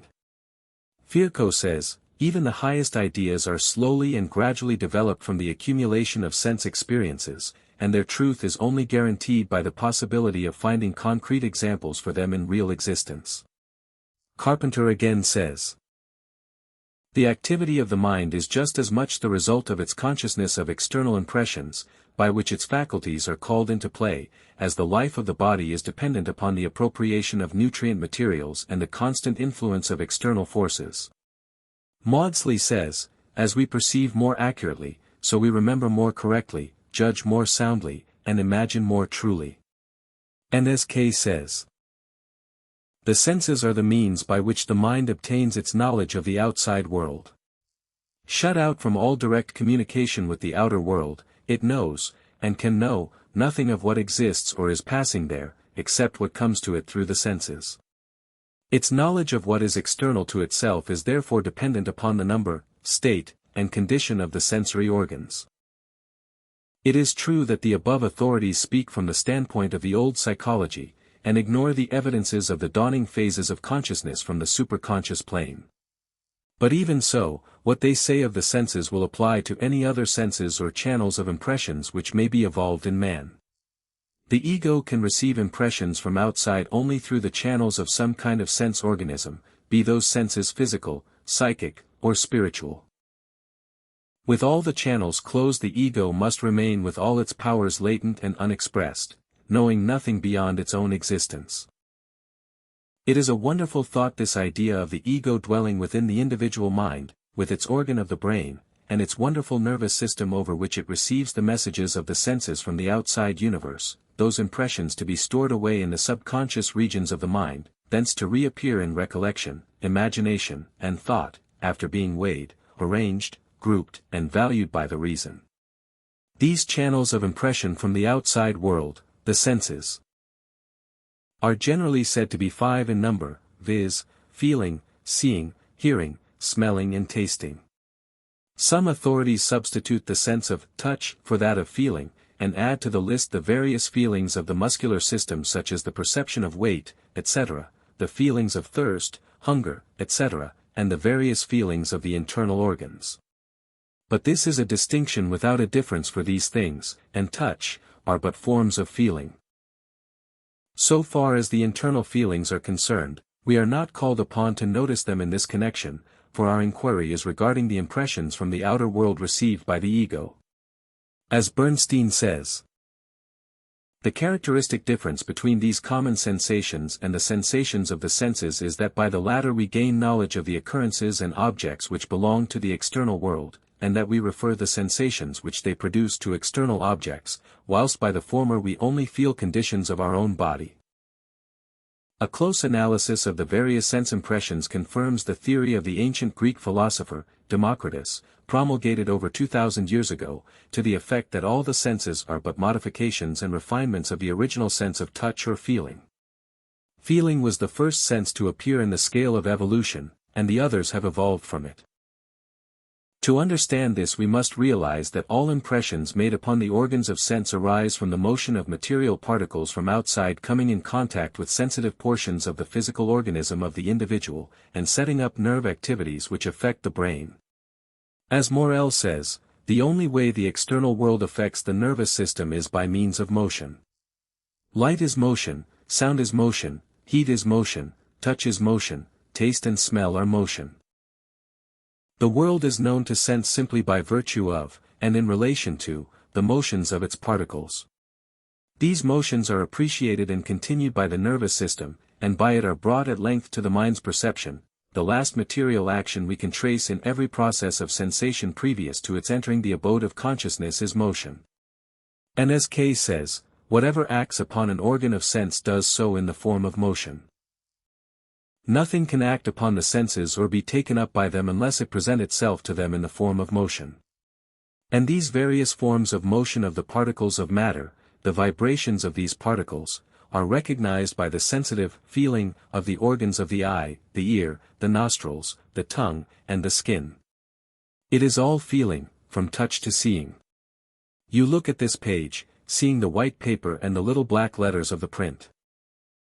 You imagine that in some mysterious way there is some connection between the paper and ink and your sight. There is, but not just in the way you imagine. There is no subtle and mysterious connection. What happens is this: the light striking the page is reflected to the eye and produces a corresponding image on the retina of the eye.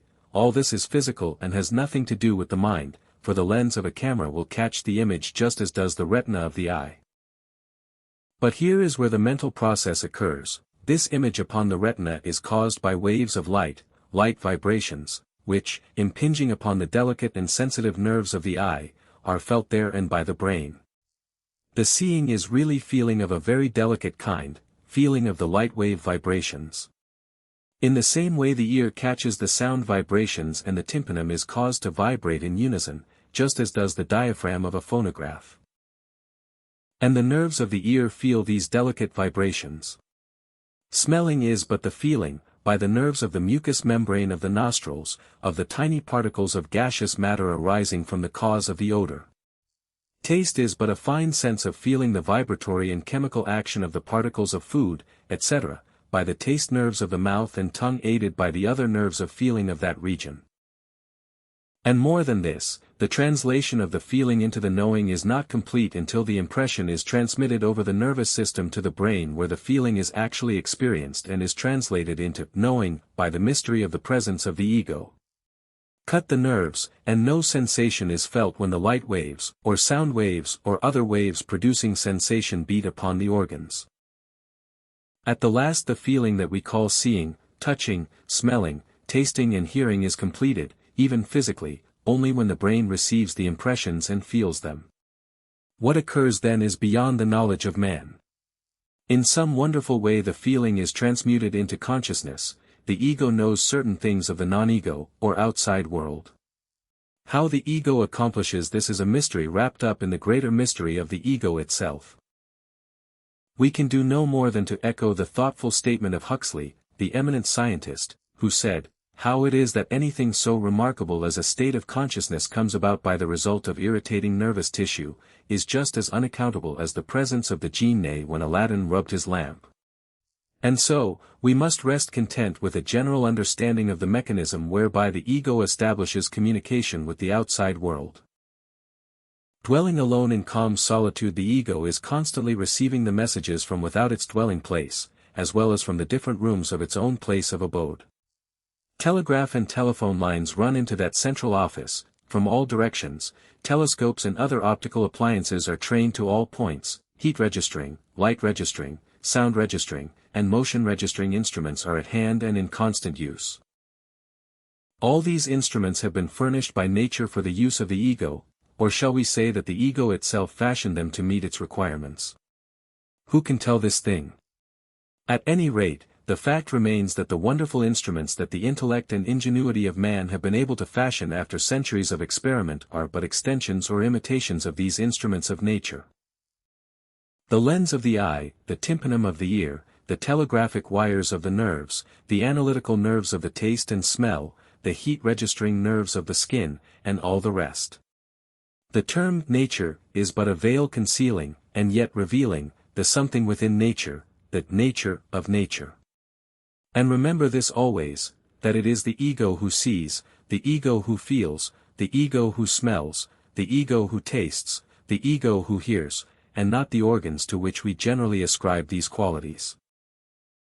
And if in the evolution of the race, or the individual, there appear other and higher organs whereby man may receive newer and fuller impressions from the outside world, it will always be the ego who senses through them, who is made aware, by reason of them, who knows through them. The ego is the real self, the real I, the real individual. Strip from it its instruments of sense, its cloak of personality. It will still remain itself, something different from all else, something apart, under, and back of all, sui generis, the I. Chapter 8. Perception. In our chapter on impressions, we have seen that it is always the ego who perceives the impression registered by the nerves of the organs of sense.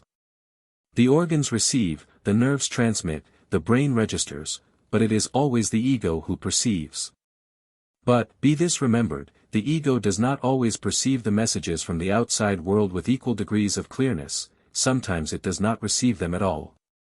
Perception is a matter of volition with the ego. A matter dependent upon the will.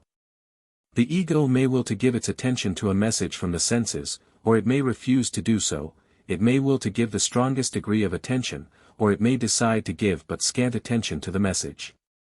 At first this may seem to be an extreme statement, and it may seem difficult to believe that a man possessing the normal sense of hearing could escape hearing the report of a gun, whether he willed to do so or not. It is true that in ordinary instances, provided the will offers no obstacle, the amount of voluntary attention requisite for perceiving the sound of the report of a gun would be very small, so small as to be almost worthy of the name of involuntary attention. But, on the other hand, there are instances of men who were so concentrated on other tasks that they failed to hear the noise of the cannon of a whole army, and only realized that a battle had occurred in the neighborhood, after it was all over. In the same way men have failed to feel a severe wound by reason of concentrated attention being directed elsewhere. And it is a well-proven psychological fact that there have been men who were able to inhibit pain by an effort of the will. The attention is a matter of the employment of the will of the ego. Interest attracts the attention and relieves the will of much of its work in the direction of holding the attention upon the object or idea. The art of attention may be cultivated by practice under the direction of the will. All the authorities upon psychology, old and new, agree upon the importance of the cultivation of the attention in the direction of perception. The better under control the attention is, the clearer the perception, and the clearer the perception the deeper are the impressions received, and the greater their number and detail. As Kay says, the greater one's power of attention, the longer and more steadily he is able to fix it upon a subject, the better will he be able to follow out the same train of thought, and the greater will be the amount of success attending his labors.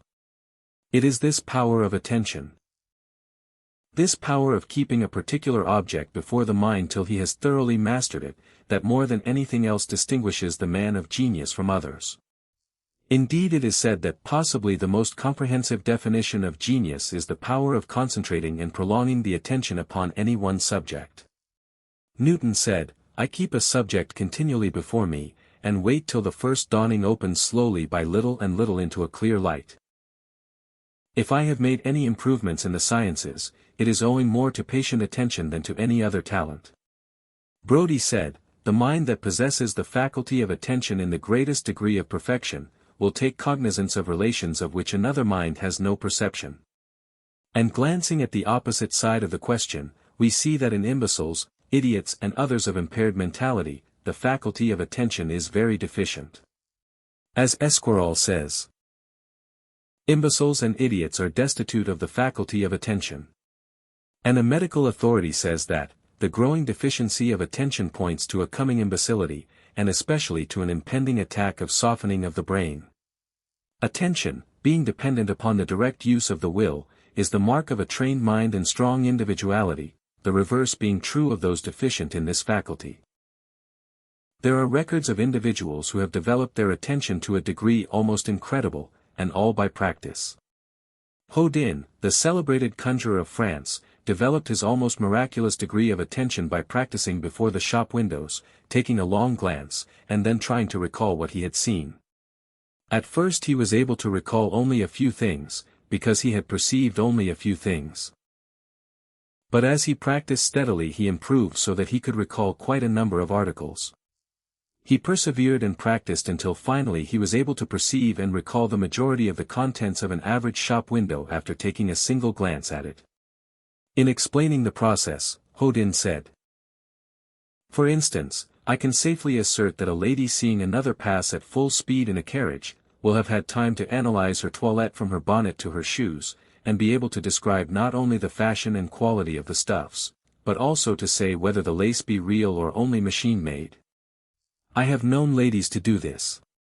Specialists in various lines have so trained their attention that they are able to see scores of minute details of an object in a hasty glance."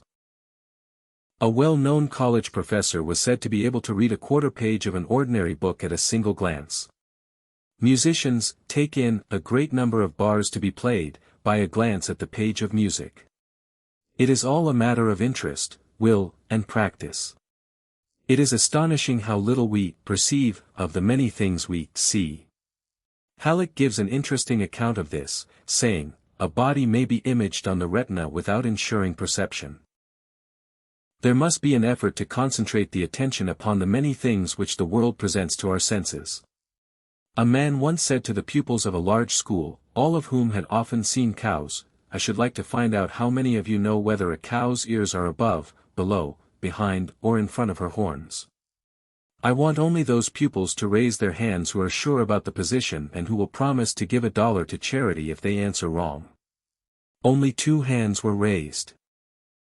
Their owners had drawn cows and in order to do that had been forced to concentrate their attention upon the animals. 15 pupils were sure that they had seen cats climb trees and descend them. There was unanimity of opinion that the cat went up head first. When asked whether the cats came down head or tail first, the majority were sure that the cats descended as they were never known to do. Anyone who had ever noticed the shape of the claws of any beast of prey could have answered that question without seeing an actual descent. In view of the fact that the subconscious mentality is filled with the impressions received by reason of the direction of the attention, it becomes important that we learn to manage that faculty of the mind so that we may employ it to our well-being and advancement. An intelligent use of the attention consists in the voluntary direction and concentration of the faculty upon objects or ideas which one's clear and cool judgment may decide to be conducive to his development, progress, and well-being. This applies not only to the employment of the attention toward outside objects, but also in the matter of inward contemplation, retrospection, and meditation. Not only may we develop the positive and desirable qualities of the mind by directing our attention upon the appropriate and proper things of the outside world, but we may also deepen the effect of the positive ideas by turning the attention upon them often, thus deepening the original impression and increasing the dynamic force of the ideas. And as we may develop the positive qualities in this way, so may we neutralize the effect of negative things and thoughts by refusing to allow the attention to dwell upon them. Attention is divided by psychologists into 2 general classes, involuntary and voluntary. Involuntary attention is that form of attention which is directed to any passing object with little or no exercise of the will. While voluntary attention is that form of attention in which there is an active employment of the will in directing the attention, and then holding it fixed upon objects approved of by the judgment of the individual. Voluntary attention is one of the marks of the trained mind, and the control of the involuntary attention is its usual accompaniment. The untrained mind manifests little or no voluntary attention, and finds it difficult to concentrate upon a task. But in such cases the involuntary attention is active, and the attention is attracted by every trifling occurrence. Persons lacking involuntary attention find it difficult to master any subject, or to study any object or question. They are constantly being sidetracked by every foolish object that presents itself. Such people are at the mercy of every passing object or thought. The young child has but little or no voluntary attention, but its involuntary attention is strongly in evidence. It is attracted by every moving trifle, for the moment, and yet finds it difficult to fasten its attention upon the printed page of the lesson. It is only by systematic training that it is able to acquire the study habit, and often even then only to a limited degree. The men and women in every walk of life who have accomplished things have possessed strong powers of voluntary attention. There are 3 general laws governing the voluntary employment of the attention. They are as follows. 1. Attention follows interest, and interest follows attention. Interest in an object makes it easier to fasten the attention upon it, lack of interest renders the task doubly difficult. But by using the attention to examine the details and little points of an object, we often succeed in building up and creating a new interest. An understanding of this paradox makes one the master of the handling of uninteresting objects by the mind. First examine the object until you create an interest. Then the interest will make renewed attention pleasant, and thus will new interest be created, and so on, like an endless chain. 2. Attention diminishes in quality and degree unless the object varies in stimulus, or unless new qualities or attributes of interest are developed in it. That is to say, unless the object possesses changing features, or unless we are able to discover some new points of interest in it, the attention tires, weakens and wavers. Therefore it is important that the attention be relieved by viewing objects from new standpoints, and that new interest be added in any possible way. Change of attention means rest for the attention. Avoid getting into ruts in employing the attention. Constant variation, combination and change of viewpoints are great aids. 3. Unrelieved attention diminishes in constancy. Therefore relieve the faculty by shutting it off from the particular object that has tired it, and by giving it other things to consider, something entirely different.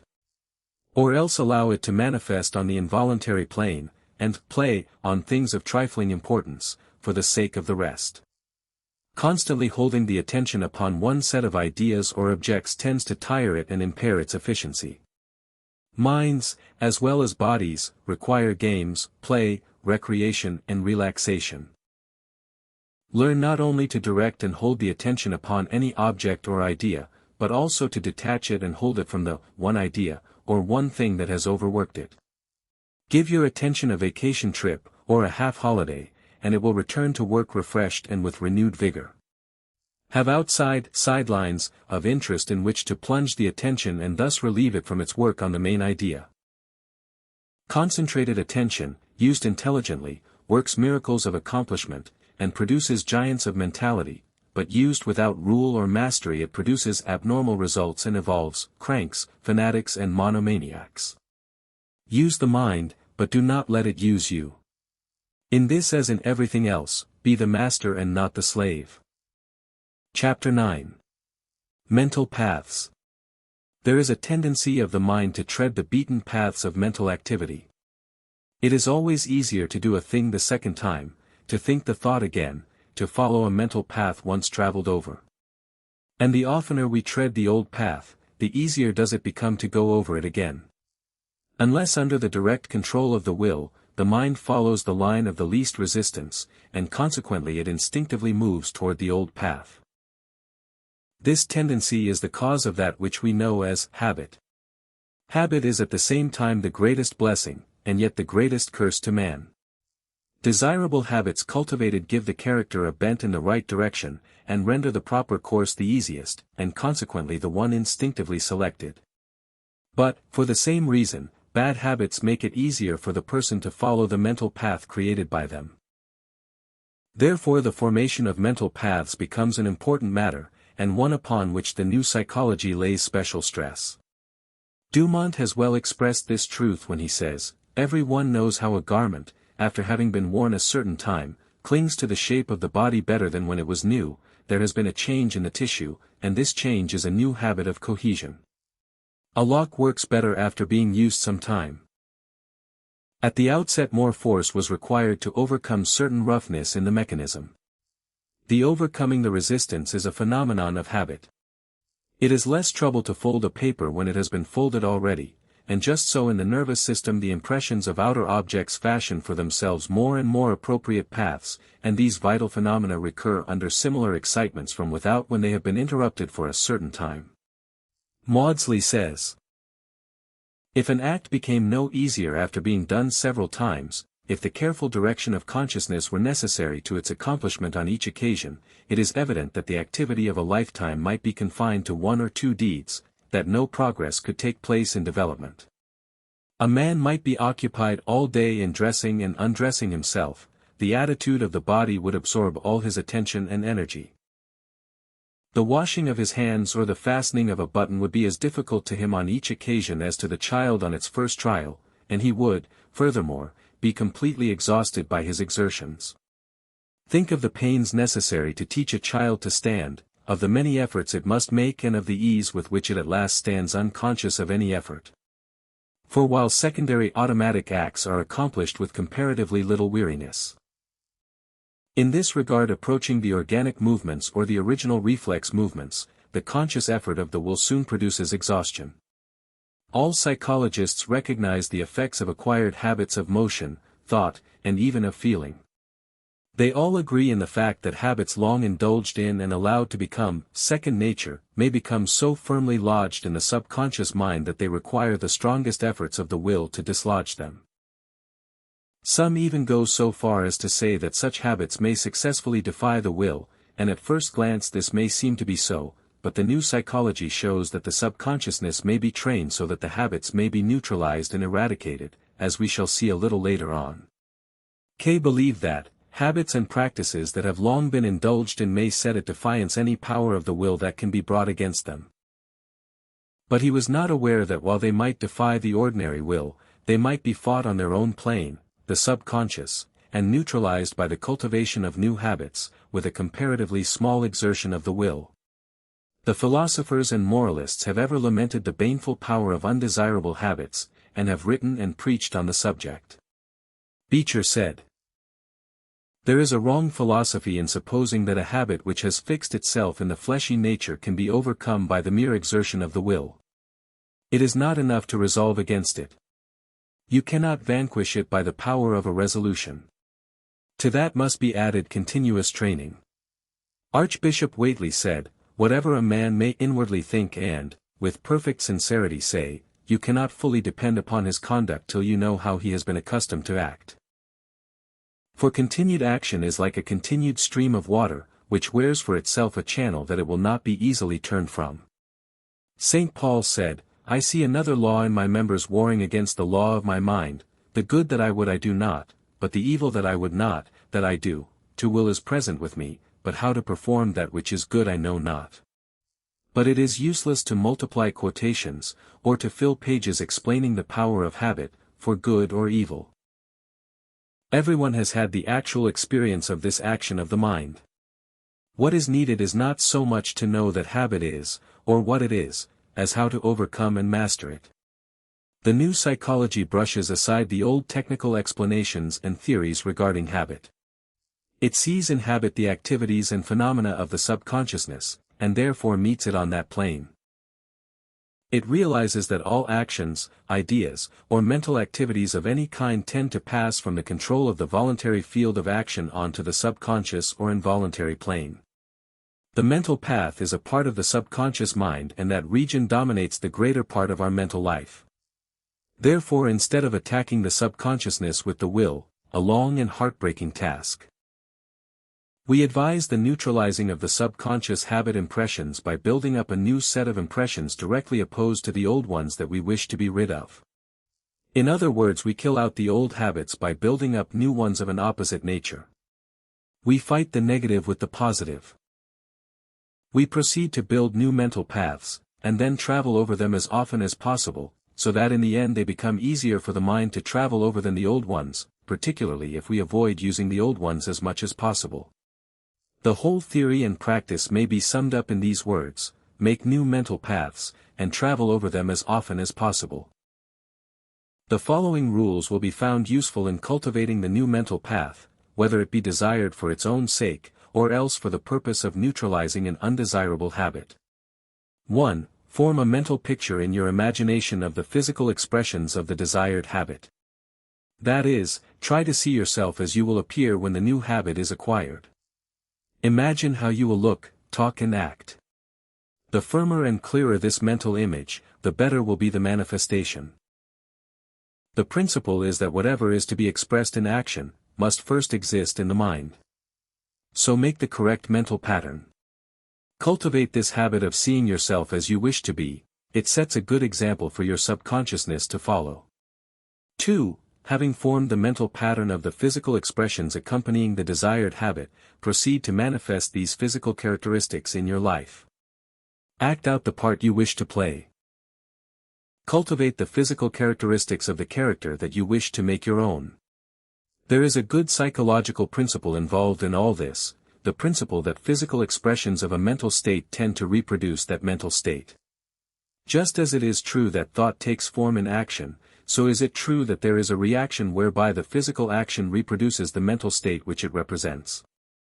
Endeavor to walk, talk, look and act like the character you wish to be yours. Do this gradually and you will soon be surprised to find that you are building yourself a new personality, without and within. 3. Endeavor to dwell in the desired mental state as much as possible, try to feel the desired mental state as often as possible. Cultivate the desired feeling, and travel over the new mental path as often as possible. You will find that this rule fits in well with the preceding one. For just as the outward expression induces the inner feeling, so does the inner feeling induce the outward action.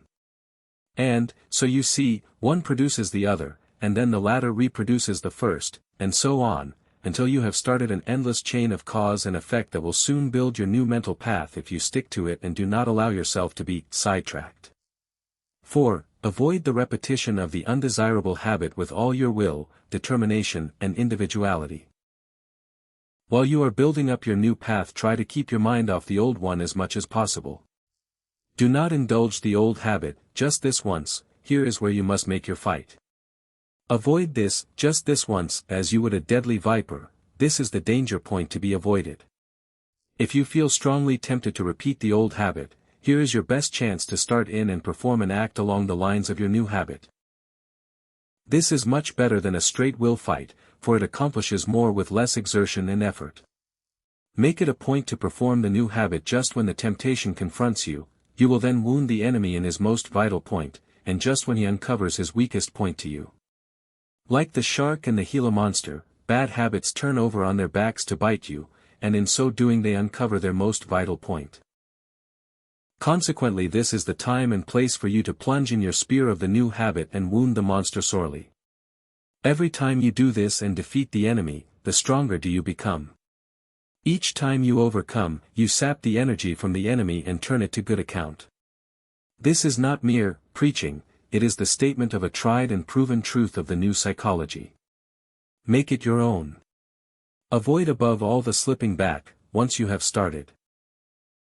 Some writers have said that this slipping back on the path of new habits is like the dropping of a ball of yarn that you are winding up. In the drop you allow more to unwind than you can rewind in many turns of the wrist. But if you should happen to drop the ball, don't give up, pick it up and determinedly start to rewind it. But try hard to avoid the dropping. You can if you will. Chapter 10. Thought and Character. The old proverb, "As a man thinketh, so is he," has been pressed into active service of late, owing to the increase of interest in the various branches of the new psychology under its many names and guises. The new psychology is indeed the foundation principle of many different schools, cults, creeds and organizations, some of which would disown the relationship. It has passed as a truth, consequently, that a man's character, disposition, activities, and general personality are dependent in some mystic way with the character of his thoughts. Many interesting, unique and sometimes weird theories have been advanced to account for this fact, but to students of the new psychology the phenomenon is seen to rest upon a purely scientific basis, in no way connected with mysticism or strange dogmas.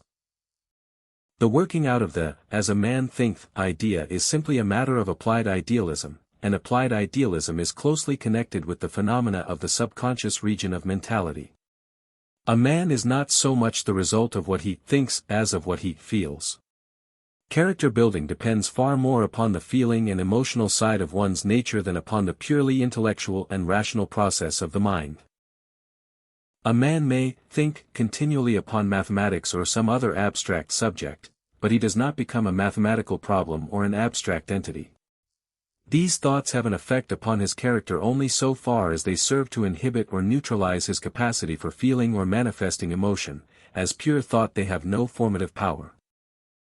But select any man who is interested in anything that arouses his desires, feelings, emotions, or any other mental faculties having a close relationship to the subconscious region of his mind, and you will find him molding a character in accordance with those desires, feelings, or emotions.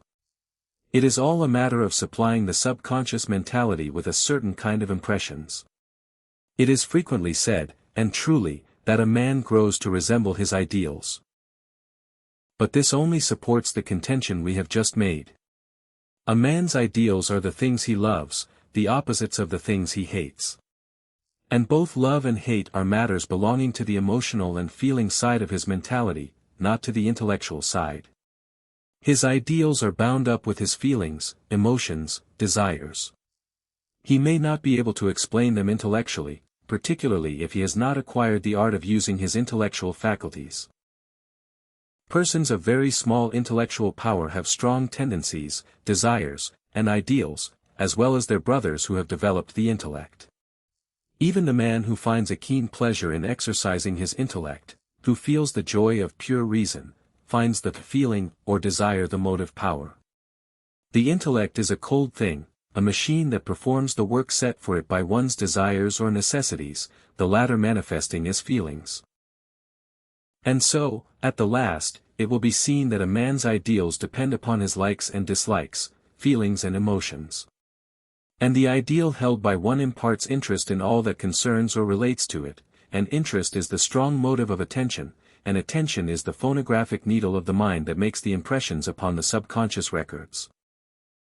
And so, you see, one's ideals serve to set into activity the chain of cause and effect that results in storing away in his mind numerous clear and deep impressions that manifest a marked effect upon his character.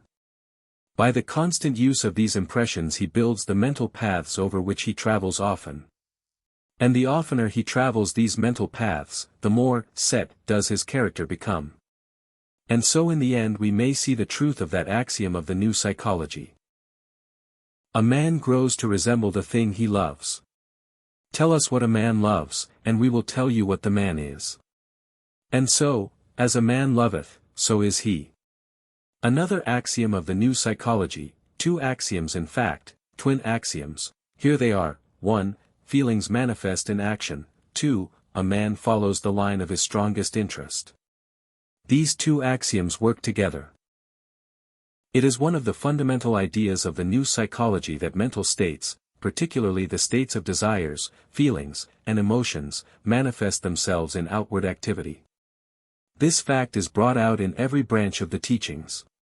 Professor William James lays great stress upon this truth of psychology.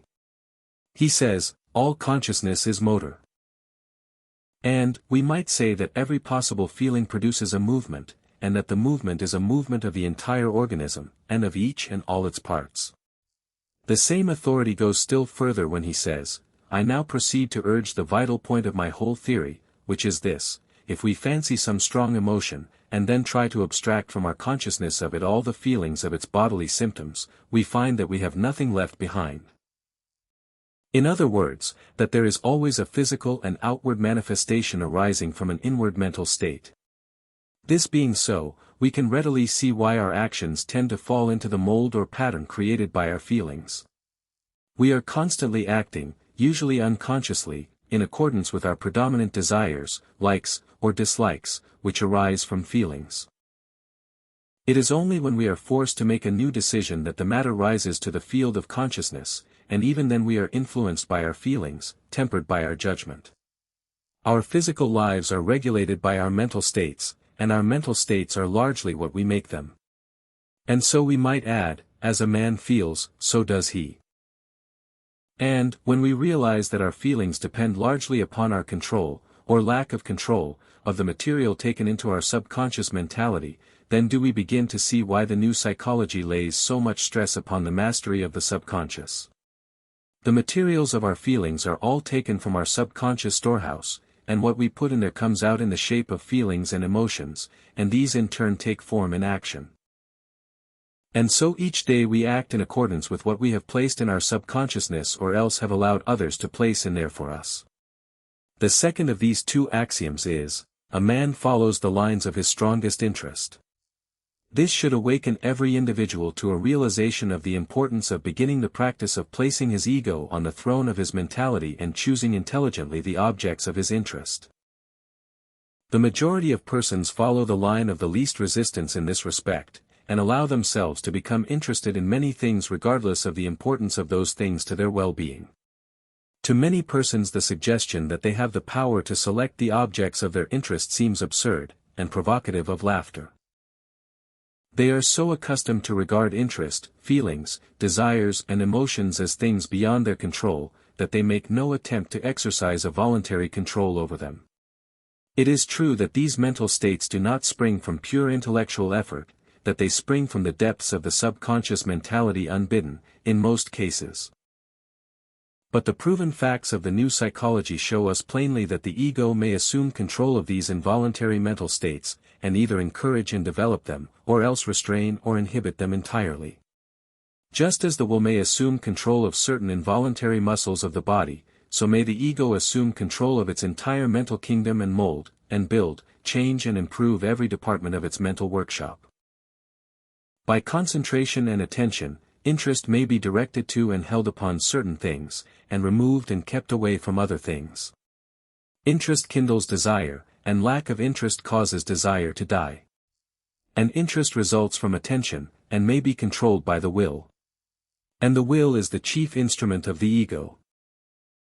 By using the reasoning and judicial faculties of the mind in the matter of right selection of objects of interest, the positive qualities and objects may be selected in preference to the negative ones. And this being done, we are well started on our way toward character building, mastery, and power. Interest in a subject or object which at first seems to be interesting, may be acquired and developed by selecting the most attractive or least repulsive detail, item, or part of the thing, ignoring for the time being the other parts, and acquainting oneself thoroughly with its features, characteristics, and qualities. If one will but use the will in the matter of focusing the attention upon an uninteresting object or subject for a time, there will arise features or aspects of interest which in turn will lead to others, then other parts of the same thing may be taken up in the same way, and so on. Lack of interest in a thing, as a rule, arises from either lack of acquaintance with the inwardness of the thing, or else from over-attention to it, which has produced weariness and desire for change. In the first case, the remedy is a better acquaintance, in the second, a restful change of attention to something else, after which a new interest will spring up. If one wishes to destroy, restrain, or inhibit an undue interest in a subject or object that is considered not conducive to the well-being of the individual, the rule of the new psychology is to concentrate the attention and interest upon a subject or object diametrically opposed to the first one. It will be found that the new interest will inhibit or neutralize the old one, and this process is much easier than that of forcibly killing out the old interest by use of the will. Concentrate on the opposite, is the rule of the new psychology when one wishes to restrain, inhibit, or destroy a mental condition in oneself. Above all, do not make the mistake of regarding your feelings, emotions or interest as you. Remember always that you, the real you, are the I, the ego. The master of all mental states and conditions, whose weapon and trusty instrument is the will. Chapter 11. Emotion. It is very difficult to define emotion, and yet everyone recognizes just what is meant by the term. Emotion is the term employed to denote the set of mental activities belonging to the feeling side of mentation, as distinguished from sensation, thought or volition. There is but little difference between what we call feeling, as used in this sense, and what we call emotion. The difference is largely one of degree. Feeling is the simple form of emotion, or emotion the more complex form of feeling. You, of course, realize that we are speaking of the mental state known as feeling, and not of physical sensation. A sensation is the result of some internal or external physical substance registering its impressions upon our mentality. A feeling is a mental state producing an experience of pleasure or pain, in some degree or combination. An emotion is a mental state composed of a number of feelings, or the average of a number of feelings. A complex state of feeling. Feeling or emotion may arise from the contemplation or consciousness of some object outside of oneself, or from the memory of some occurrence, or from imagination in which some thing or occurrence is pictured to the mind. It is not a matter of reason or will, it belongs to the subconscious region of mentation. Like all other subconscious mentation, emotion has its relation to something in the past, something that has been put into the subconscious region of the mind. These past impressions may have been recorded in the subconscious mentality during the life of the individual, in which case its recurrence and emergence into the field of consciousness is caused by an involuntary call upon the memory. Or the past impression may be one of those remarkable race memories coming to us down the passage of time according to the law of heredity, and recalled involuntarily. In either case the result is the same. An emergence from the subconscious region of some impression or series of impressions from the past, arousing in us strange feelings and mental excitement. Pain and pleasure are elemental feelings, and certain objects producing them throughout the ages have left upon us the subconscious impressions which result in the feelings and emotions inspired by those things. There is a close connection between emotion and physical expression, these two act and react upon each other. We are pleased, and our mouth takes an upward turn, and queer little wrinkles form around the eyes, we smile. We are sad, and our mouth droops downward, and our entire countenance, and our general attitude as well, denote the quality of the emotion. Anger, fear, jealousy, curiosity, and all the other emotions register themselves in outward expression. Actors and experimental psychologists know that if one will imitate the outward physical expressions of any emotion, earnestly and persistently, there will come about a reaction that will result in the production of that particular mental state, or emotion. Smile earnestly, and persistently, and you will feel cheerful. Frown and clench the fists, and you will soon feel cross and angry. In this fact of emotional action and reaction there rests a whole field of self-mastery and self-control. Those who will accept this hint have a valuable weapon of character building and mental control at their disposal. People are largely what their emotions have made them. But this, while true, is only a half-truth. It is true that unrestrained emotion adds repeated impressions upon the subconscious mentality, and deepens the original impressions at each repetition, until finally the character is so influenced by these customary phases of emotion that it becomes set, as does a mold that has hardened. But the new psychology also gives the other half of the truth. While recognizing that a man's character is largely determined by the character of the emotions in which he has indulged, it also holds firmly to the correlated fact that a man's emotions may be mastered, regulated, changed, developed, encouraged, discouraged, or inhibited altogether, by the exercise of the power of the master of the mind, the ego. From a state of slavery to his feelings and emotions, one may rise to a state of mastery. Instead of allowing the feelings and emotional side of one's self to run away with one, the individual may press his emotions into service and use them to his advantage and well-being. The uncontrolled emotions are like a number of horses running away with the stagecoach, the driver sitting helpless upon his seat and not dreaming of exerting his controlling power. But the driver, the ego, once awakened to a sense of his power, may draw in the reins and by exerting his skill and strength soon have the horses under control and doing good work in pulling along the coach. That the emotions may be controlled to a certain degree, every person knows in a way. But the majority do not dream of the extent of the control, nor are they aware that emotions may be developed and cultivated. When the ego comes to his own, all these things are possible. It is impossible in the brief space to be devoted to this one phase of the subject to give detailed instruction regarding the cultivation and control of the emotions. But, nevertheless, we intend giving you the general principles underlying the same, that you may apply them to suit the requirements of your particular case, adapting them intelligently to your own requirements. In the same way you may be enabled to direct the emotional development of those around you who will listen to your advice and accept your guidance. 1. In the first place, remember that emotions are subject to the rule of habit. By reading the chapter of this book devoted to mental paths, you may see that habit emotions may be mastered, developed or restrained. The fundamental law of habit is repetition. Repetition deepens the habit impression and infuses new life into the particular idea, thought or emotion governed by it. Therefore, if you wish to cultivate an emotion, repeat it by careful and constant practice and exercise until it becomes habitual. If you would restrain or inhibit an emotion, refuse to allow it to manifest as much as possible, confine it to as little outward expression as possible when it does manifest, prevent the corresponding physical expression as much as possible. And above all, cultivate the emotion exactly opposite to the one you wish to restrain. This is a general rule in restricting or inhibiting all mental states: cultivate their opposites. This is according to the law of opposites, which is operative in the mental realm as well as in the physical: to counteract cold, apply heat; to counteract heat, apply cold.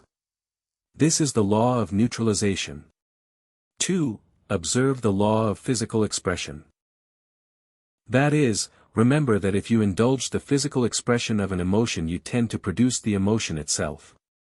And contrarily, if you restrain the physical expression of an emotion you tend to inhibit the emotion itself. This is a valuable rule of the new psychology. This truth has perhaps never been so well and authoritatively stated as by Professor William James, when he said, "Refuse to express a passion, and it dies. Count 10 before venting your anger, and its occasion seems ridiculous." Whistling to keep up courage is no mere figure of speech. On the other hand, sit all day in a moping posture, sigh, and reply to everything with a dismal voice, and your melancholy lingers. If we wish to conquer undesirable emotional tendencies in ourselves, we must assiduously, and in the first instance cold-bloodedly, go through the outward movements of those contrary dispositions which we prefer to cultivate. Smooth the brow, brighten the eye, contract the dorsal rather than the ventral aspect of the frame, and speak in a major key, pass the genial compliment, and your heart must be frigid indeed if it does not gradually thaw. 3. Use the imagination in the direction of reproducing the emotions we desire to cultivate, or else the opposites of those we wish to restrain. Impressions by the imagination are similar to those made as the result of outside stimulus.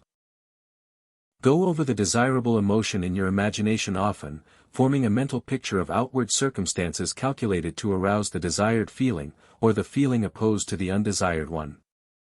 In your leisure hours practice this method, making your pictures as vivid as possible, and filling in as many details as you can. With each repetition you will strengthen the impression upon the records of your subconscious mentality, and tend to establish the habit of emotion that you desire. Put attention and interest into the work, of course, and you will soon grow to enjoy these daydream exercises. To those who do not understand the creative effect of the imagination, all this may appear silly and a waste of time. But when one realizes that the imagination is not mere fancy, but an active, potent faculty of the mind in its creative work, it will be seen that this exercise of the imagination is in the direction of building emotional paths over which the mind will soon grow accustomed to tread. 4. And, in this, as in everything else, do not lose sight of the employment of the will, that mighty instrument of the ego, wherewith all the other faculties may be shaped and developed, or restrained. We do not mean that it is necessary to make violent use of the will in this work, for that is neither necessary nor advisable. But hold the will firmly to the task when occasion presents itself, particularly when the work to be done is in the nature of restraining an emotion. Use the will to say no to it. The use of the will in the direction of self-mastery and self-restraint is one of its noblest uses. To the ego the will is the most valuable instrument of government, and when rightly used it has an almost miraculous power, particularly in the direction of restraint. It is the reins by which the ego holds in its fiery steeds, and guides them aright and safely. If you will but heed these 4 rules, and employ them intelligently and faithfully, you will have taken a mighty step in self-mastery. This is another lesson of the new psychology. Chapter 12. Imagination. The new psychology regards the faculty of imagination, in its creative aspect with a degree of consideration foreign to the older view. The latter regarded the imagination in its negative phase of fancy and idle dreaming rather than in its positive phase of creative activity. While it is true that the imagination is more frequently employed by the average person in its negative phase than in its positive phase. In its aspect of fanciful, unreal imaging rather than in its aspect of seeing ahead, planning, creating and forecasting, this does not lessen the importance of the faculty, the fault being with the person so using it. It has been quite the fashion among so-called practical people to speak slightingly of the faculty of the imagination as representing all that was impractical, unreal, fanciful, having no basis in actuality. Imagination was confounded with imaginary. These people overlooked or ignored the fact that all inventive and creative work of the mind is performed by this faculty. The use of the terms imaginative, imaginary, etc., shows how firmly fixed in the public mind is this half-view of the wonderful faculty of the imagination, one of the most important in the mind of man. It is one of the distinctive features of the new psychology that it gives to imagination its proper place in the list of the positive faculties of the mind, and urges the scientific control and development of the faculty. The misconception regarding the imagination arises from the fact that it is most commonly seen in its negative phase, involuntary imagination, or daydreaming.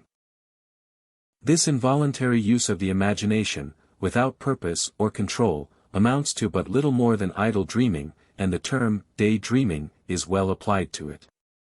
In this use of the faculty, misuse would be the better term. The subconscious is allowed to unfold into the field of consciousness some of its wonderful stores, following a first thought along the lines of association, and allowing an idle grouping of mental images, without design or intelligent order, and above all without purpose or use. This is mere dreaming, and is a habit which obtains quite a hold over people if indulged in, and is very apt to lead them away from the actual activities of life. It is a mild form of mental intoxication, the effects of which are often as disastrous as those of other forms of intoxication.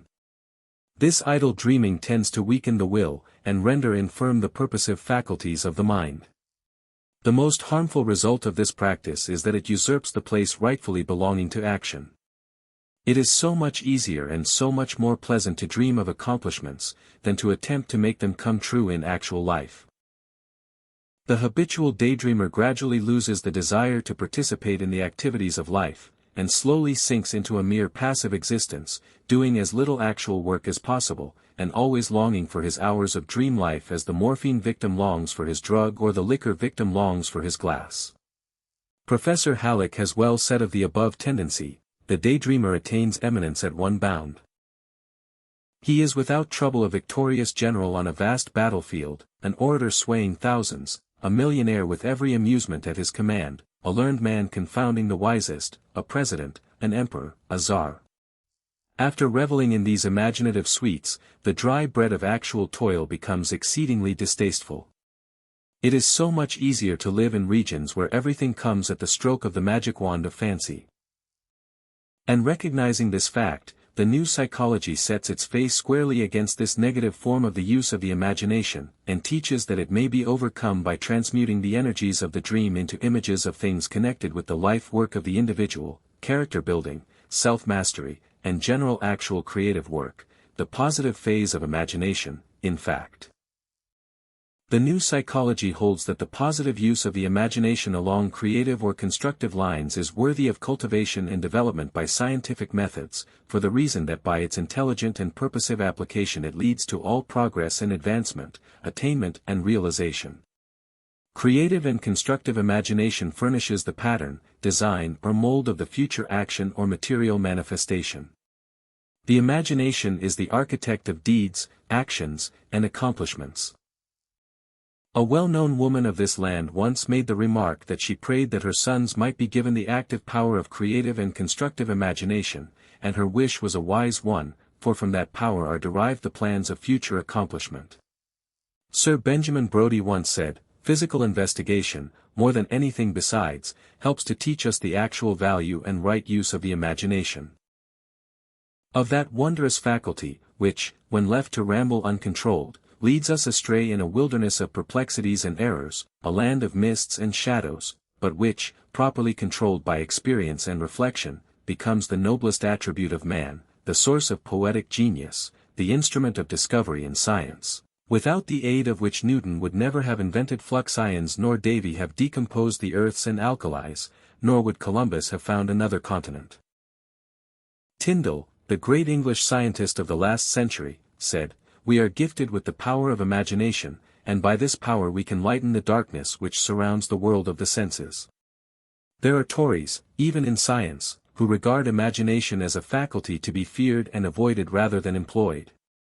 They have observed its action in weak vessels, and are unduly impressed by its disasters. But they might with equal truth point to exploded boilers as an argument against the use of steam. Bounded and conditioned by co-operant reason, imagination becomes the mightiest instrument of the physical discoverer. Newton's passage from a falling apple to a falling moon was, at the outset, a leap of the imagination. In short, in considering the theory of the creative and constructive work of the imagination, it may be said that it is but another example of that fundamental and basic principle of the new psychology, the principle of the ego using its instruments instead of allowing them to use it. The ego uses its imaginative faculty along creative and constructive lines, instead of allowing the faculty to run away with it in the direction of idle dreaming and fanciful imagining. It is the positive use of the mind, instead of the negative.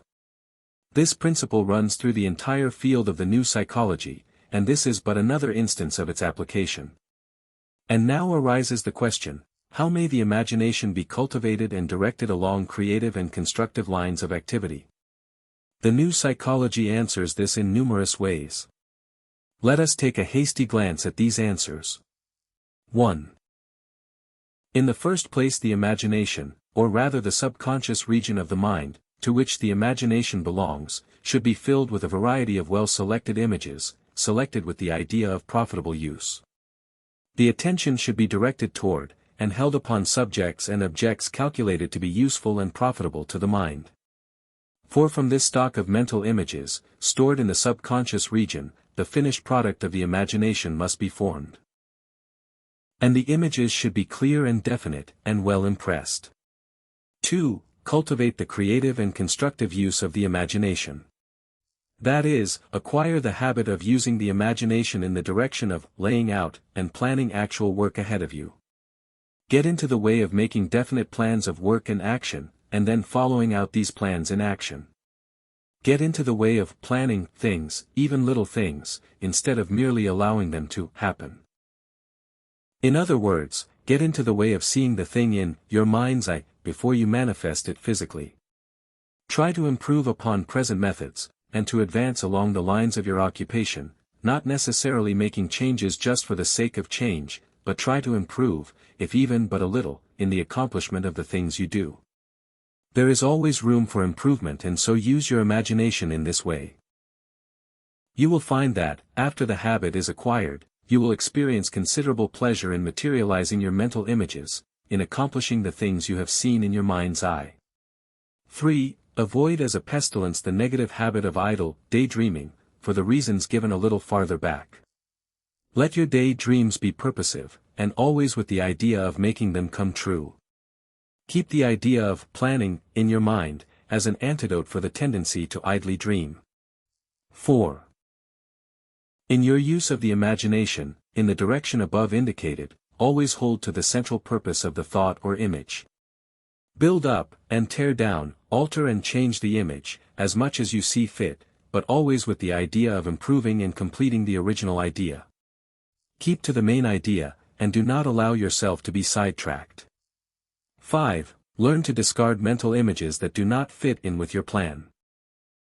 A little practice will enable you to brush aside images that do not fit into the plan, instead of allowing them to float in, as is the case with ordinary daydreaming. 6. Subject all your mental images to the test. Will they make me stronger, better and more powerful? Are they positive or negative? Reject the negatives and hold fast to the positives. 7. Use the imagination in the direction of seeing yourself as you wish to be. And cultivate the habit of forming a clear mental picture of things and conditions as you wish them to be.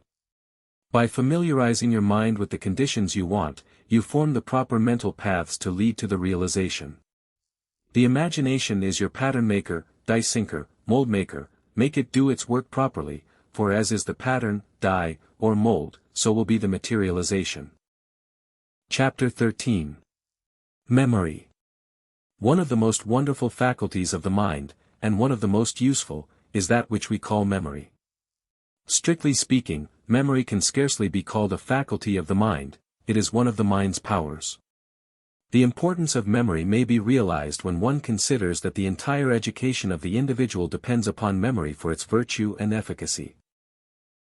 Without memory, experience would teach the mind nothing, and each act would be new every time it was performed, each object new every time it was seen. In short, the mind of man would always remain as the mind of the very young child, and advancement would be impossible. There is a close relationship between the memory of the individual, and the inherited instincts of the race, the latter being but manifestations of race memory analogous to the dimly remembered experiences of days past. Psychologists do not attempt to define memory, it remains a mystery. But the new psychology teaches that it is a function of the subconscious region of the mind. As we have seen, the subconscious region is a great storehouse in which are stored all sorts of mental impressions in great variety. These impressions may be represented to the field of consciousness upon occasions. There is very little difference between the presentation to the field of consciousness of the worked-up material of subconscious thought, inherited instinct, acquired habit impulses, etc., on the one hand, and recorded memory impressions on the other.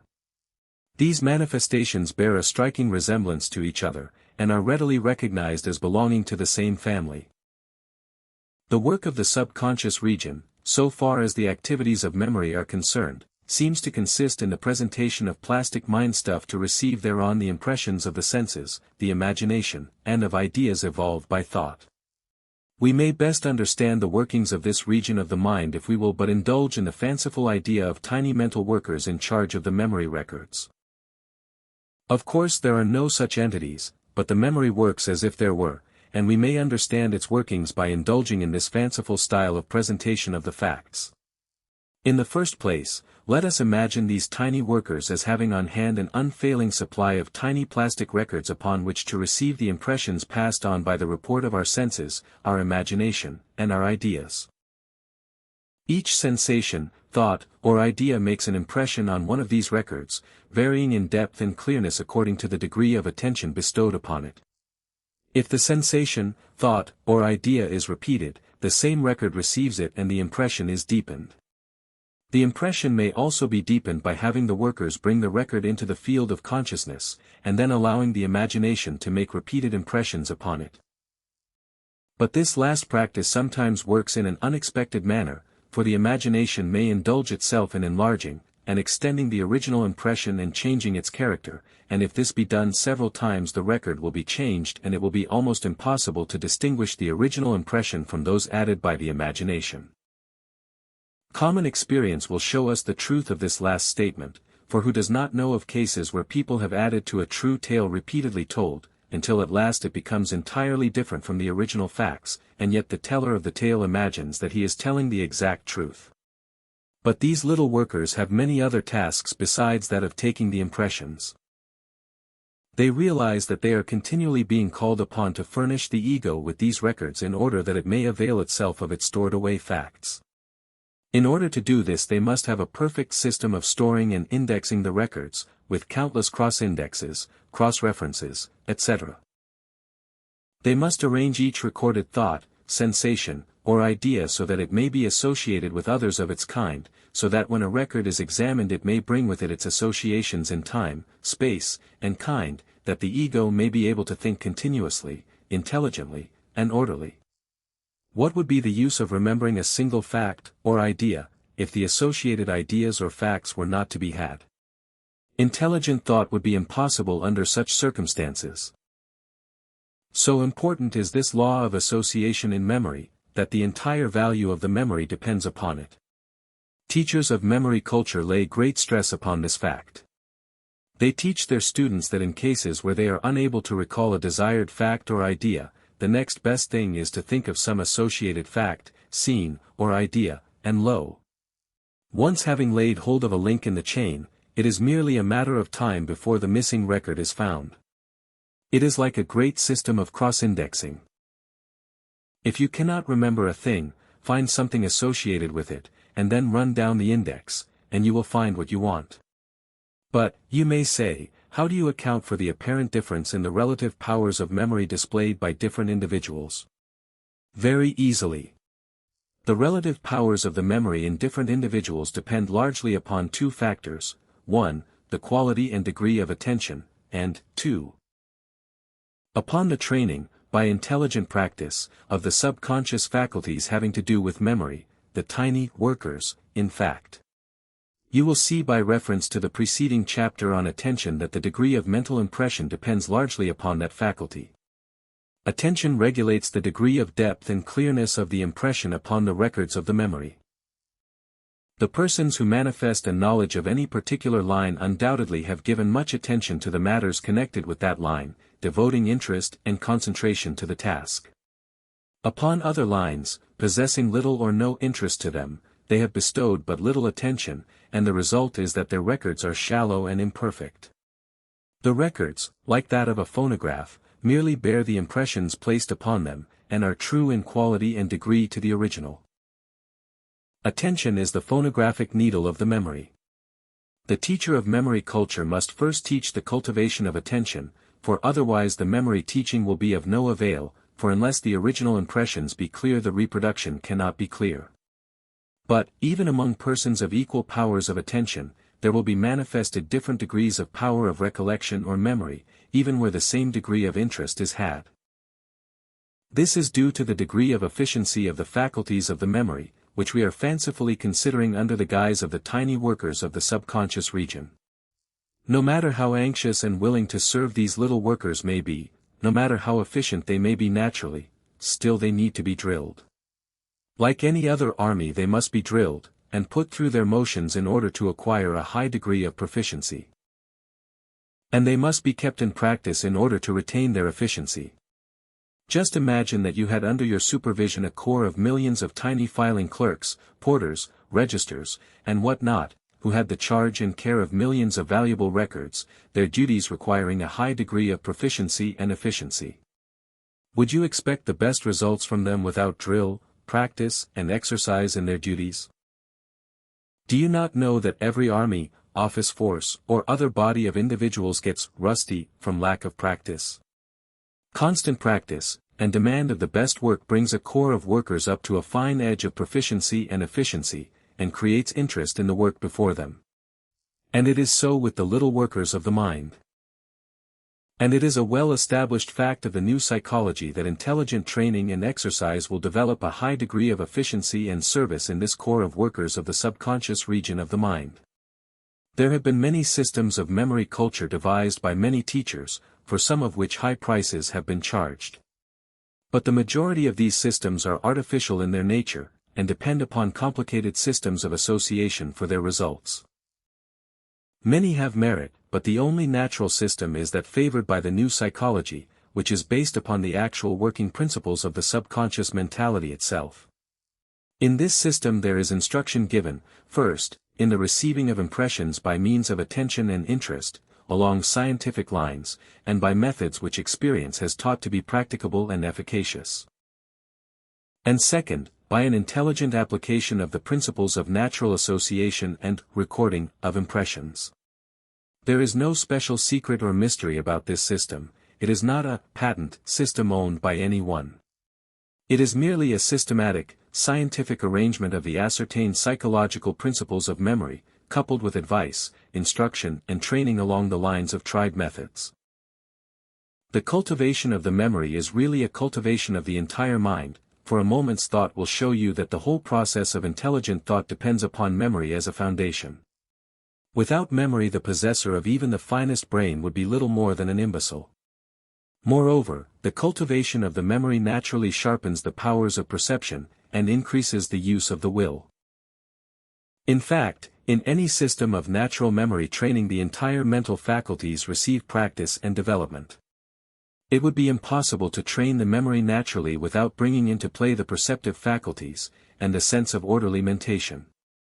And when this is considered and recognized, does it not seem almost a crime against the race that our schools pay no attention whatsoever, in the great majority of cases, to the training and cultivation of this important faculty of the mind? Ordinary intelligence would dictate that the child should be trained in rational memory exercises, even from the first grade. This is one of the results that the new psychology hopes to achieve. The second book of the New Psychology series will be devoted to memory development. Those specially interested in this subject are referred to the said work for detailed instructions. Chapter 14. Desire. Desire is the great motive power of life, the great incentive to action. A man is largely what the quality and degree of his desires have led him to be. Desire is the fire which produces the steam of action. No matter how splendidly a man may be equipped with the other mental faculties, no matter how great may be his powers of perception, reason, judgment, application, or even will, unless he also possesses a strong desire for accomplishment, the other faculties will never be brought into action. Desire is the great inciter of mental and physical activities, the arouser of the will. As we have said in writing on the subject, desire is at the bottom of all feeling. Before we can love or hate, there must be desire. Before we can have ambition or aspiration, there must be desire. Before we can manifest courage and energy, there must be desire. Desire for something must underlie all life action, desire conscious or subconscious. Abstract thought is a cold bare thing, lacking vitality and warmth. Desire is filled with life, throbbing, longing, wanting, craving, insisting, and ever pressing outward toward action. Desire is indeed the phase of mental action that is the motive force. We may call desire by the more popular terms, ambition, aspiration, longing for attainment, etc. But desire is ever the basic principle of all longing, wishing, wanting. Not only is our life largely determined by the nature and quality of our desires, but our accomplishments and attainments depend very materially upon the degree of our desires. The quality of desire determines in what mental path we shall travel, but the degree determines how far we shall travel. The majority of people manifest but little desire. They want many things, it is true, but they do not want them hard enough. Their desires end in mere wishing and wanting, they do not reach the stage of action. Desire unexpressed is like steam in a boiler that has not reached the intensity required to drive the engine. Increase the intensity and degree, and the steam rushes out, and in a moment the pistons are moving and the wheels revolving. The great men in all walks of life have possessed strong desires for attainment, accomplishment, possession, the principle being the same in all these cases. Their desire was of such a degree that it reached the explosive point, and manifested in action. It is generally taught that will is the great motive power of the mind. This is not correct, unless it is assumed that will is the active phase of desire. Desire is the motive power that imparts the energy to the action. The will is more as a guiding, directing force which applies the energy of the desire. Will is cold, and steely, desire is glowing with heat and fire. The will may, and does, guide, direct, restrict, hold back and even destroy the desire in some cases. Nevertheless, desire supplies the energy for action. No matter how strong a will the individual may have, unless he has strong desire to use the will he does not use it.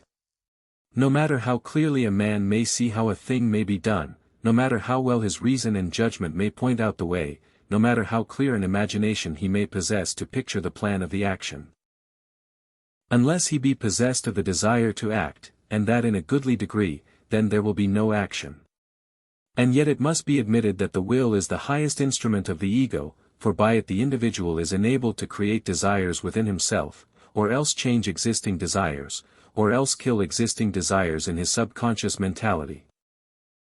All this is possible, but still, before he can do any of these things he must first desire to do them, so that even in this final analysis desire is seen to supply the motive force and to be the incentive to action. The individual who allows desire to master him is to be pitied. And yet this is true of the great majority of the race, who are swayed this way and that way by their desires, and who have not acquired the art of submitting their desires to the judgment of their reason and the control of their will. The man who has acquired the art of controlling and directing his desires has traveled far on the road to attainment. For to such a man desire becomes a faithful and efficient servant, inspiring action and interest, and therefore all the other mental faculties. It seems strange at first thought to think of the ego deliberately using the judgment and will to incite desire in the subconscious mind in order to inspire the mind to action and attainment. But when it is remembered that this is merely another instance of the ego using its tools and instruments in its own workshop in order to turn out the finished product of action, the matter seems plainer. The ego without the mental workshop would be simply the pure ego, devoid of its machinery of expression and manifestation. As some of the Hindu philosophers have expressed it, the ego would be like a man who could see but who had no legs, and who could not move by himself. This legless man, the ego, meets another man, the mental faculties, who is blind, but who possesses a good pair of legs. The legless man mounts on the shoulders of the blind man, and the two start off on their travels, the upper man directing and controlling the man with the legs. If the man with the legs were allowed to run away or to refuse obedience, the pair would come to grief, and yet without him the pair could not progress. Each performs his part, and each needs the other, but the man who can see must always be the master and director. The ego must always control and master the mental faculties, else they will rob it of its power. To the average person who thinks at all about it, the matter of the origin of desires is veiled in mystery. He knows that he does not evolve them from his reason, for they seem to spring into consciousness from nowhere. And yet the psychologist knows that all mental states have their preceding causes and reason. There is but one answer to the riddle. All desires emerge from the subconscious region, either in the sense of being a reproduction of some emotion or feeling previously experienced and brought into the field of consciousness as a memory, or else in the sense of being a response of the stored-up impressions brought into new activity in response to the appearance of some outside thing which awakens the latent forces. In either case desire emerges from the subconsciousness and is distinctly a phenomenon of that region of the mind. And accordingly, the methods for cultivating or restricting the subconscious mental states are applicable in the case of desires. Desire is connected on one side with the feeling and emotional phase of mentation, and on the other with the phase of volition or will. On its inner side desire is but the product of various states and combinations of states of feeling and emotion. On this side it is connected with the mental life of the past, either racial or individual. On its outer side it is connected with volition or will, and relates to the present or future. A desire must always have as its basis some antecedent feeling or emotion, and at the same time some antecedent experience, either racial or individual. One never desires a thing unless he has some subconscious experience of feeling. And moreover this experience presupposes some antecedent knowledge of the thing desired. One never desires a thing unless there is registered in his subconsciousness a trace of knowledge of the thing itself. Show a person an object of which he has no registration of previous experience, racial or individual, and he feels no desire or repulsion for the thing, for he knows nothing of its qualities. Let him undergo an experience regarding it, and ever after he will have a definite feeling for or against it, subject of course to revision on account of further knowledge. In this connection it must be remembered that repulsion, aversion, dislike or fear are but negative forms of desire, are in fact desires not to experience the thing. And consequently the same laws and rules are applicable to aversion, repulsion or fear, as well as to the phases of positive desire. It naturally follows that if the ego exerts a control over its subconscious region of mentality it may develop or restrain the desires emerging therefrom. By holding the attention on one set of ideas or objects in the imagination, by means of the will, one may grow the desires he thinks conducive to his well-being, and likewise may restrain or inhibit those calculated to work against his well-being. Desires grow by the amount of attention and interest bestowed upon them, and wither and decay in proportion that the attention and interest are withheld from them. In order to cultivate a set of desires, one should resolutely determine to devote to them much attention and interest. That is, he should think of objects calculated to encourage and nourish those particular desires, make frequent mental images of them in the imagination, devote much interest and thought to all connected with them. In short, keep the objects calculated to bring forth the desire in mind as much as possible. In the same way desires which one thinks well to restrain, destroy or inhibit, should be treated in two ways: 1. By resolutely keeping the attention and interest away from them, for by so doing you shut off the nourishment from them and they wither and die by reason thereof, and, 2. By keeping well in mind the thoughts and feelings calculated to grow, nourish and foster the desires of the direct opposite of the dying desires. By so doing you let in the sunshine that drives out the darkness. This is the antidote to the bane of unworthy desires: kill them out by encouraging their opposites. The new psychology holds that the ego has full power to regulate its own desires, to encourage or restrain them as it will, by the power of attention and interest under the control of the reason and will.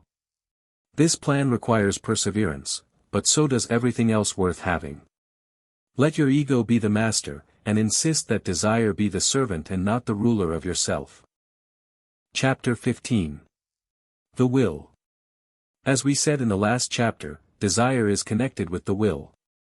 One may desire much and often without exerting the will into action. But it is difficult to conceive of the will acting without desire, consciously or subconsciously exerted. One may want to do a thing, and yet not do it. But it is almost impossible to conceive of one willing to do a thing unless under the motive of desire, either in the sense of want on the one side, or fear, repulsion or aversion on the other. And so, at the last, will is seen to be the active expression of desire in some form. But this does not mean that one must act upon every desire, or that one does so. The experience of everyone informs him that desire may be restrained, restricted or completely inhibited, and that the will instead of responding to the urge of the desire may refuse to do so, and may even act to restrain the desire and drive it from the mind. And so we approach the consideration of the will in its threefold aspect. On the one side, will is seen to blend into desire, so closely that it is difficult to distinguish the dividing line. Some hold that desire is but one of the phases of the will. The second phase of will is seen in the manifestation of that which we call choice, the ability to select and choose between objects of desire. In fact, to many this is considered the principal function of the will. The dictionaries give as one of the fundamental meanings of will, the act of determining, deciding, making choice, etc. Now this making choice is a complex matter, involving the weighing of conflicting desires, weighing them by the light of the reason, striking an average, and finally determining upon the choice. But this choice is determined largely by reason of the habit paths of the mind, for the reason that it is always the line of least resistance to repeat an accustomed object in preference to a new and unaccustomed one. So after all, the subconscious plays a most important part in the choice, not only by reason of the relative strength of the several desires presented to the will, but also by reason of the mental paths of the mind. The average person is governed almost altogether by the feelings and emotions in making choices of this kind, in using the will in this way. Only those who have attained some degree of mental control are able to subject these conflicting desires to the bright light of the reason, and to determine accordingly. To do this requires the ability to detach the ego, in a measure, from the subconscious influences and to allow it to dwell on the judicial bench of the reason and to weigh and decide impartially according to the merits of the case. The man or woman who has attained this stage is well on the way toward mental mastery. The majority of people do not think at all in these matters, they only think they think, and are in reality governed entirely by their feelings, emotions, desires and fears, modified and directed by the suggestions of the outside world. The third phase of will is that of volition or action. In this phase the latent power of desire is released, in accordance with the decision made as above stated. The strength of the action depends upon the force of the desire, or the necessity of the action, the latter being but another form of desire, as you will see if you consider the matter for a moment.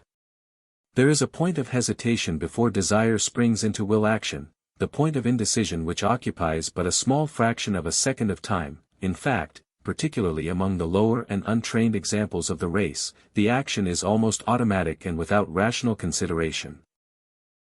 Some desires never pass into the stage of action, but are held back either by the power of conflicting desires, or else from want of energy in the desire itself. But in this, as in the other phases of mental action, the new psychology does not content itself with a mere discourse upon the nature and action of the will, it proceeds to inform one how the will may be trained and applied to the best advantage.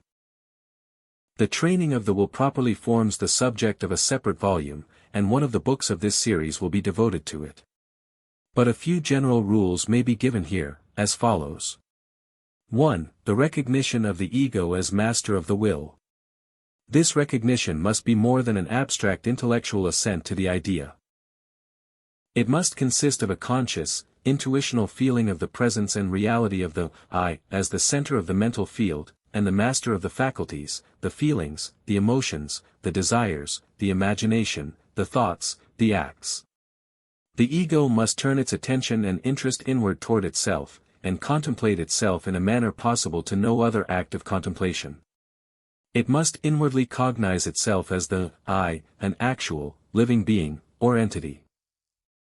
To do this the I must, for the moment and purpose, separate itself from the various instruments and attributes belonging to it, must see and feel itself simply as the pure ego, the I am. It may take some time and practice in order to bring about this realization and the sense of power that comes with it, but the time and effort are well worthwhile, and every step of the process brings with it power and a consciousness of mastery. Read the chapter dealing with the ego, and apply the principles and ideas contained therein. 2. Practice the control of the other portions of the mind by the will under the direction of the ego. Will to will. Then will that you feel and desire and think and act according to the idea first formed, an idea that should be consistent with your highest ideals and according to your highest reason and clearest judgment. You feel a desire to do or not to do a certain thing. Here is your chance to prove your will. Deliberately determine that you shall desire and feel the exact opposite of your present desire, and then proceed to manifest in action that idea and determination. The desire or feeling will struggle and rebel, it will fight for life and continuance, but you must oppose to it the deadly cold steel of your will, as directed by the pure ego.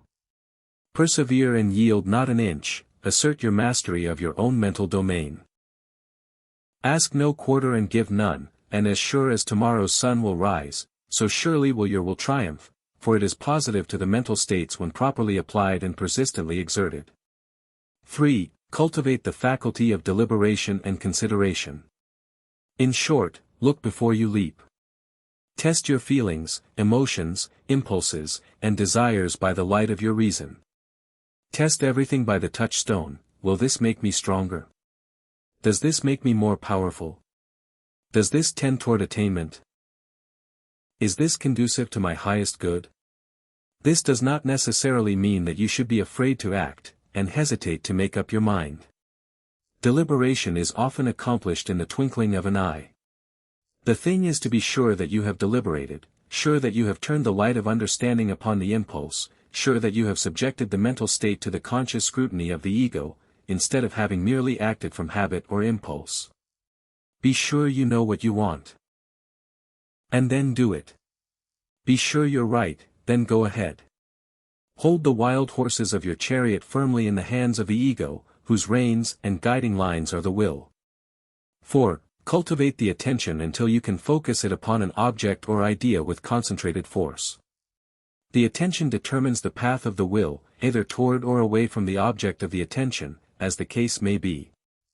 Attention is the eye of the ego, the chariot driver.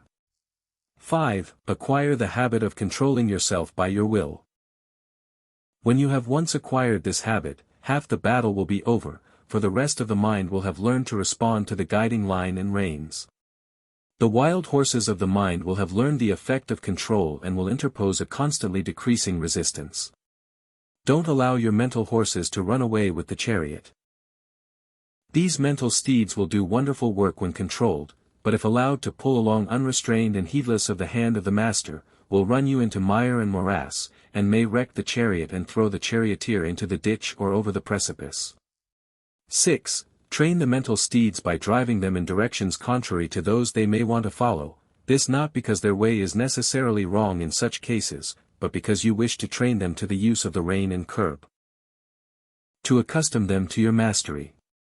One of the best ways to administer this kind of training is deliberately to make yourself perform some disagreeable task, something that you do not wish to do, or do not feel like doing.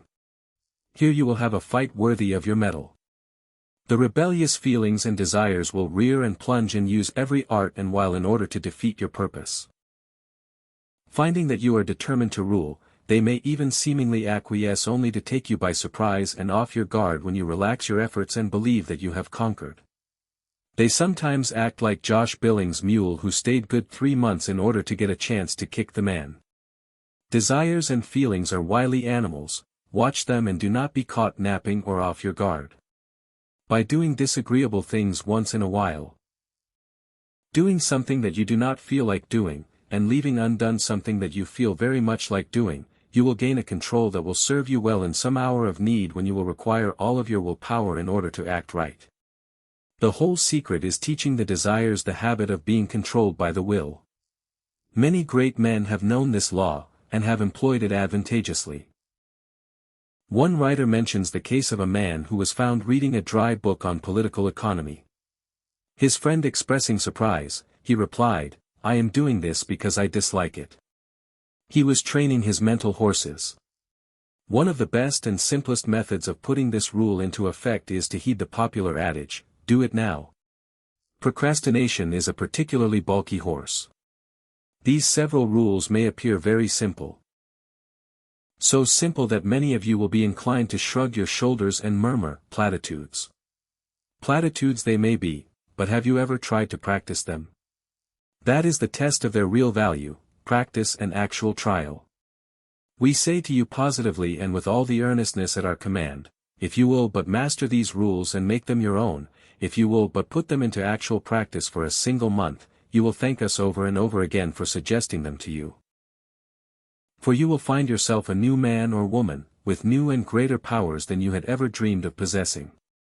And you will have opened up to yourself not only wonderful paths of power, but also wonderful paths of pleasure, for there is no enjoyment equal to that of the master who has learned to attain, accomplish and surmount natural obstacles.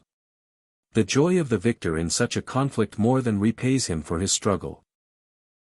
The man who masters himself is well on his way to master the things outside. One who masters himself has grasped the key of power. In conclusion, we ask you to read these words of Halleck which bear directly upon this phase of the subject. It is the function of a well-trained will to adhere to a given line of conduct or ideas, until they have become an integral part of the self. Only those ideas which are so absorbed become valuable elements of the character. We are coins, the metal of which has been dug from the mines of our inborn intellectual and moral faculties by will power. If we properly work these mines, we may find metal enough in us to justify a stamp of a very high value. On the other hand, though there is much unmined metal beneath the surface, we often form a character marked with a penny stamp. It may be true that circumstances stamp us to a certain extent, but it is also true that the way in which we use them stamps us indelibly. Do not remain the slave of circumstances, feelings, emotions, or desires, but assert yourself, your real self, the ego, you. Chapter 16. Thinking, Conscious and Subconscious. There is no word used more frequently in connection with psychology than the one forming the first word of the title of this chapter. And yet how few people are able to define or explain the term. What is it to think? The dictionaries define the word think as follows: to occupy the mind on some subject, to have ideas, to revolve ideas in the mind, to cogitate, to reason, to exercise the power of thought. To have a succession of ideas or intellectual states, to perform any mental operation, to muse, to meditate, to judge, to form a conclusion, to determine, etc. Surely a comprehensive string of definitions, telling us but little. Halleck says, to think is to compare things with each other, to notice wherein they agree or differ, and to classify them according to these agreements and differences.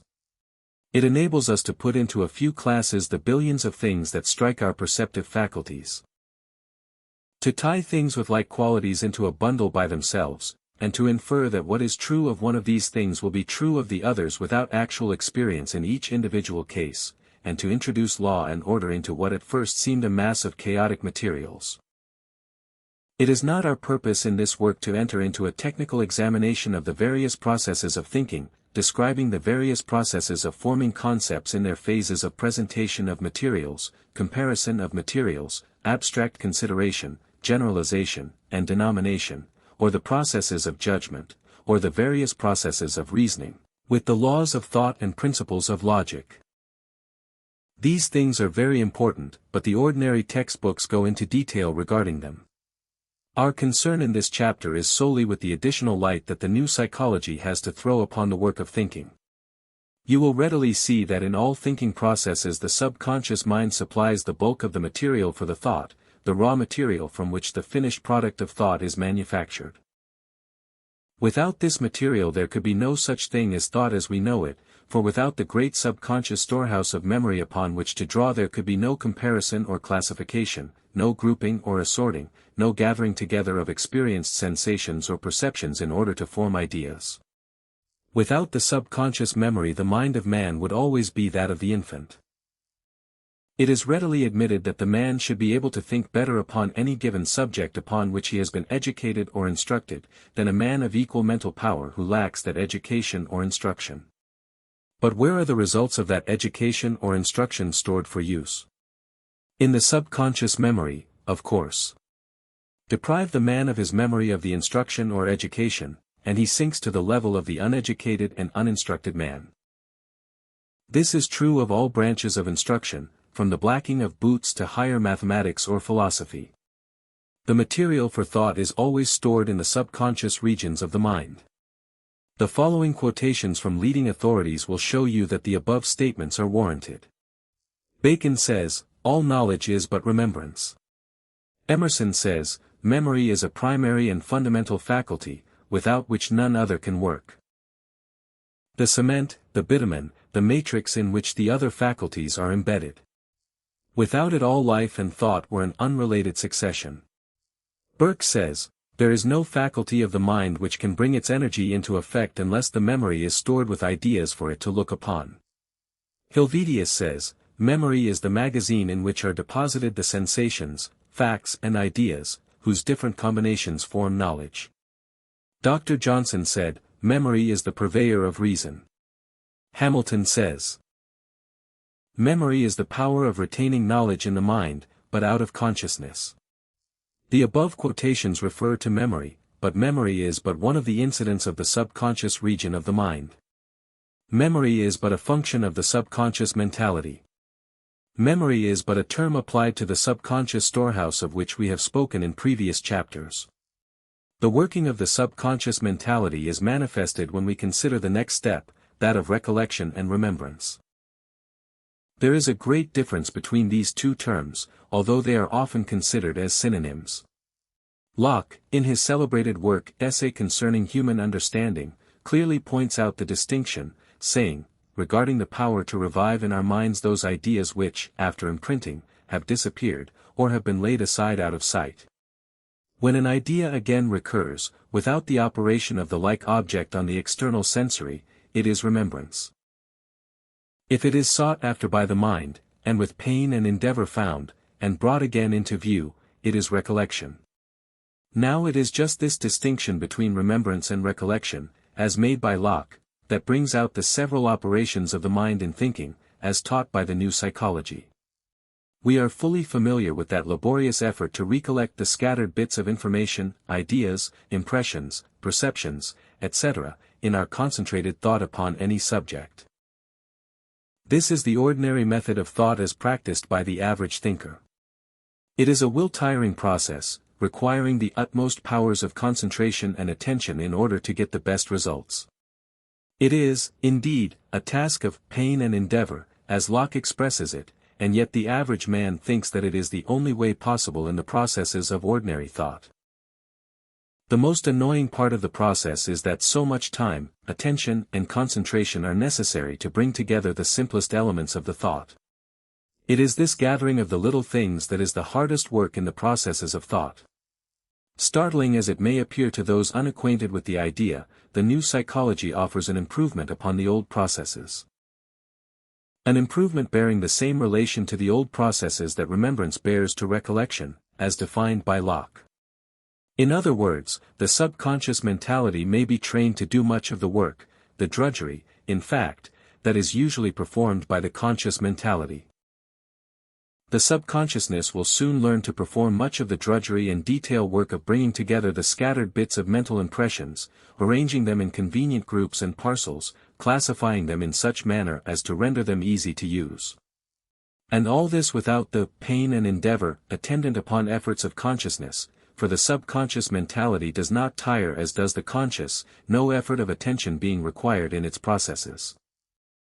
Leaving the conscious mind free to think of other things in the meantime, and to be fresh and active to make the necessary arrangements, deductions, judgments, determinations and conclusions when the results of the subconscious operations finally reach the field of consciousness. You think this strange, and a bit of wild theory, perhaps. But it is not. In fact, it is but a bit of mental work that is going on all the time with many persons, and yet only in a small degree compared with the possibilities of its employment when directed and commanded by the will, and trained by practice and exercise. Let us see what the authorities have to say on this subject. In our chapter on the subconsciousness we showed you that a very large percentage of the work of mentation was performed below the field of consciousness. We quoted you many authorities bearing out this truth. But we did not give you any examples of the actual employment of the subconsciousness in the process of thinking. Therefore we now call your attention to the testimony of several well-known writers on the subject, in order to show you that this is not merely a bit of fanciful theorizing without a basis of fact. Thompson says, "At times I have had a feeling of the uselessness of all voluntary effort, and also that the matter was working itself clear in my mind. It has many times seemed to me that I was really a passive instrument in the hands of a person not myself. Because of having to wait for the results of these unconscious processes, I have proved the habit of getting together material in advance, and then leaving the mass to digest itself till I am ready to write about it. I delayed for a month the writing of my book, System of Psychology, but continued reading the authorities. I would not try to think about the book. I would watch with interest the people passing the windows. One evening when reading the paper, the substance of the missing part of the book flashed upon my mind, and I began to write. This is only a sample of many such experiences. Berthelot, the eminent chemist, has said, "The experiments leading to my discoveries have never been the result of carefully followed trains of thought, of pure reasoning processes, but have come of themselves, so to speak, from the clear sky." Mozart said, "I cannot say that I can account for my composition. My ideas flow, and I cannot say whence or how they come. I do not hear in my imagination the parts successively, but I hear them, as it were, all at once. The rest is merely an attempt to reproduce what I have heard." Another writer says, "In writing this book, I have been unable to arrange my knowledge of a subject for days and weeks, until I experienced a clearing up of my mind, when I took my pen and unhesitatingly wrote the result. I have best accomplished this by leading the conscious mind as far as possible from the subject upon which I was writing." Another writer has recorded instances of what he calls unconscious rumination, occurring in cases when he was considering ideas opposed to his customary ones. At first he was unable to assimilate the new ideas with his old ones, but he would then lay aside the matter from active consideration for a period of time extending over several days, or even weeks and months. When he would bring the matter again into his field of consciousness, he would find that the matter had been threshed out in his subconsciousness, and a new arrangement and classification made, a new grouping arranged, and the entire matter was presented to him in logical sequence and order, just as a careful compiler of a digest would have arranged and ordered it. The later works on the subject of subconscious mentation contain many instances and examples of the kind above related. But nearly all speak as if the matter were out of relation to the will of the individual, and just happened. In the majority of the cases referred to in the books, some of which have been given above, the effort of remembrance, arrangement, and adjustment performed by the subconsciousness was undoubtedly set in operation in response to the strong desire of the individual operation along subconscious lines. But the same effect, and even greater, may be obtained if the desire is accompanied by a positive command of the will to the subconsciousness, along the lines of autosuggestion, to the effect that the desired work be performed. The subconsciousness is peculiarly amenable to suggestion and command, and if the individual will acquire the art of willing that the subconscious mentality gather together the scattered materials in its region, and bring together, combine, and arrange all the material it can find within itself concerning the particular subject or object, it will do so. When the matter is again brought into the field of consciousness, the individual will find to his surprise that he knows a great deal more about that particular subject than he did before. Perhaps it may be necessary to refer the matter back to the subconsciousness several times before the desired result is obtained, but a little progress will be noted each time. Then again, it is largely a matter of practice and knack. After one acquires the method, he will find a most faithful ally and helper in his subconsciousness, which is not only willing but glad to perform the mental drudgery for him. This help is akin to that of a faithful assistant which will gather the various materials for a task, or operation, and place them before his chief, arranged in careful order and grouping that the chief may proceed to put the finishing touches of selection, determination and final judgment on the whole. For the details of using autosuggestion, we refer you to the chapter on that subject. Chapter 17. Mental Suggestion. The word suggestion, in its common acceptation means a hint, an intimation, etc. But the use of the word by psychologists during the last 20 years has given to it a secondary meaning quite distinct from the original. In psychology the word suggestion means an impression made upon the mind, or attempted to be made upon the mind, which is more in the nature of a subtle hint or intimation than a rational or logical appeal to the judgment. In an argument or logical appeal there is evident a desire to convince or convert the intellect of the hearer, while in suggestion there is rather an attempt made to insinuate the keen edge of an idea into the feeling or emotional region of his mind, into his subconsciousness, in fact. In argument there is the desire to convince, to bring around the mind of the hearer to see the logical and rational weight of the ideas presented.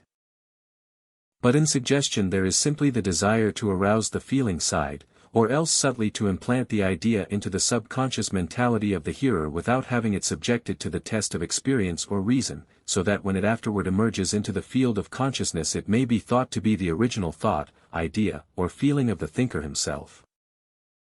This form of suggestion is generally known as mental suggestion, in order to distinguish it from the ordinary suggestion, although there is but the difference of degree between the two. We are constantly accepting suggestions from our environment, the degree and character of the same depending materially upon the degree of employment of the judgment and will of the individual. We receive the greater part of our education from the suggestions of those around us in childhood. Suggestion, in this sense, is quite proper, and has its place in our mental life. It is only when we open ourselves to suggestion from outside, without interposing our judgment or individuality, that we suffer ourselves to be unduly influenced. For extreme suggestibility is undoubtedly a surrender of the individuality. The less individuality the person manifests, the greater is his degree of receptivity to suggestions. The man deficient in individuality lets others do his thinking for him, and accepts the dicta of others as proven truth and allows the impression to be formed in his subconsciousness, whence it emerges as his own thought. Very few people think for themselves. They allow others to formulate ideas for them, and to express them in catchphrases, etc., which the negative person appropriates and repeats, thinking that he is uttering the results of his own thought. There are several general forms of suggestion, a glance at which will enable you better to appreciate the importance of mental suggestion in everyday life.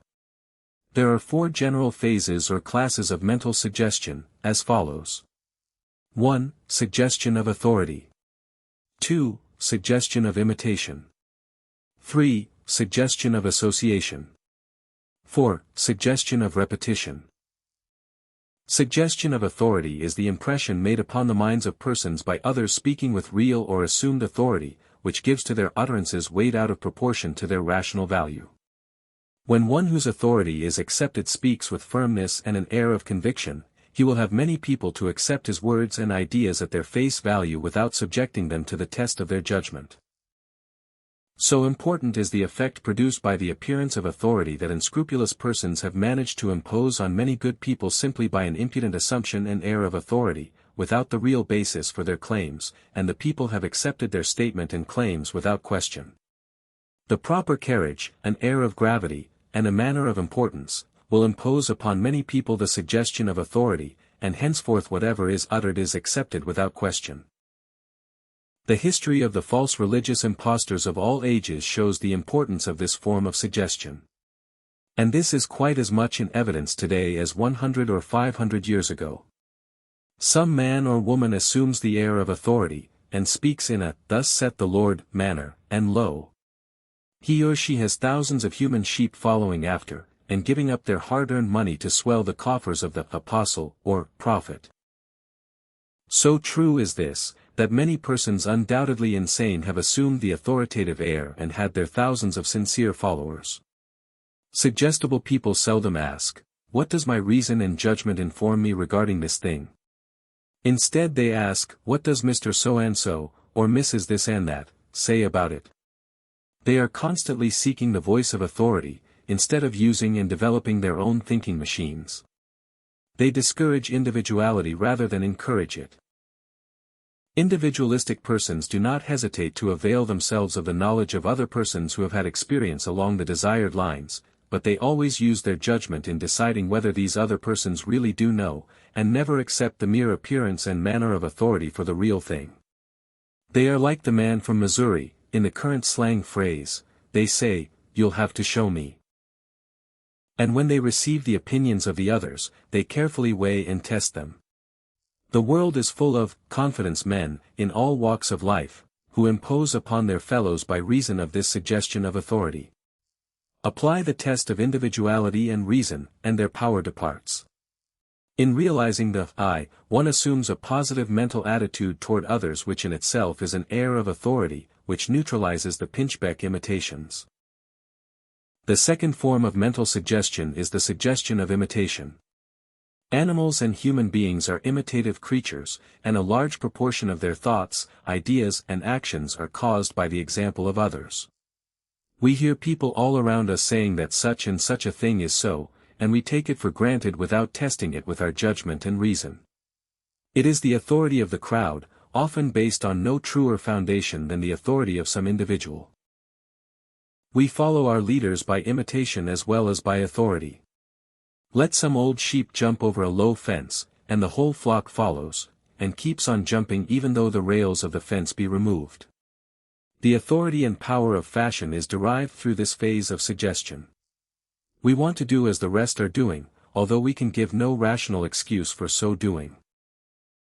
Let a man stand on a crowded sidewalk and stare up at a skyscraper, and immediately hundreds are doing the same thing, and a large crowd gathers until the police disperse them. Let someone in a streetcar begin to shiver, and in a few moments everyone is complaining how chilly the car is, and beginning to turn up his coat collar. And so it goes, human sheep we are to a great extent. It is only when we begin to assert our individuality that we are disposed to act upon our own judgment instead of that of the crowd. Crowds are very suggestible, and often do things that the separate persons composing them would not think of doing. The history of mobs and crowd hysteria gives us ample proof of this. Do your own thinking, judging and deciding, according to the best that is in you, and after considering the best that is outside of you. But do not become a human sheep. The third phase or class of mental suggestion is the suggestion of association. This form of suggestion operates by reason of the association of certain outward appearances with certain inward characteristics or facts. We are used to seeing a preacher act in a certain manner. Let some impostor come along who has the facial characteristics and the dress of the preacher, and we act toward him as if he were the real article. We confuse the appearances with the reality. In this way we allow the outward appearances, manner, and words of people to suggest to us certain facts or ideas which may be entirely absent. We mistake the shadow for the substance, the symbol for the reality. The secret of the actor and orator lies largely in the employment of this phase of suggestion. They use the words and tones connected with certain emotions and feelings, and thus induce or reproduce the appropriate feelings in our minds. Our subconsciousness becomes the keyboard of a mental piano upon which the deft fingers of the speaker may play any tune he chooses, if we allow him to do so. Similarly, scenes and objects connected with certain feelings and emotions tend to arouse in us the original feelings associated with them. Black clothing of a certain kind is associated with funerals, orange blossoms with weddings, certain styles of architecture with certain things. In short, the world is full of symbols associated in our minds with certain ideas, feelings, emotions, and unless we understand the law of suggestion we allow these symbols to play upon us, consciously or unconsciously, either without or with the purpose of other people, until we become little more than responsive phonographs giving forth the sounds indicated by the records placed in them. The antidote lies in the recognition of the law.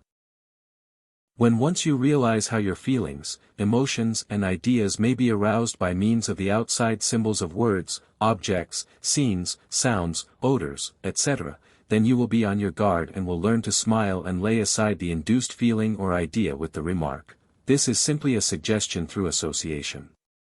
But on the contrary, one may surround himself with the associations calculated to bring out the best in him, and to avoid those calculated to bring out the undesirable qualities. The law works in both ways, remember. The associations connected with a library, and a barroom, induce totally opposite feelings and ideas, as you know, this is the keynote. The fourth phase or class of mental suggestion is the suggestion of repetition. This depends upon the well-known psychological fact that suggestion gains force through repetition. Hear a thing often enough and you grow to accept it as truth. Tell a lie often enough, and you get to believe it yourself. The subconsciousness receives all accepted impressions, and each repetition tends to make the impression deeper and clearer. The great advertisers of the country depend upon this law of suggestion through repetition for fastening their statements in your mind. You see a positive statement or direct command of some advertiser repeated over and over again in every paper, periodical or magazine, as well as on the train signs and the billboards, and before long it is fastened in your mind.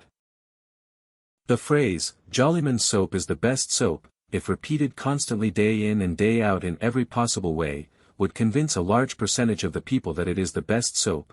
They would not stop to argue the question. Here would be the effect of an authoritative, direct and positive suggestion constantly repeated until accepted.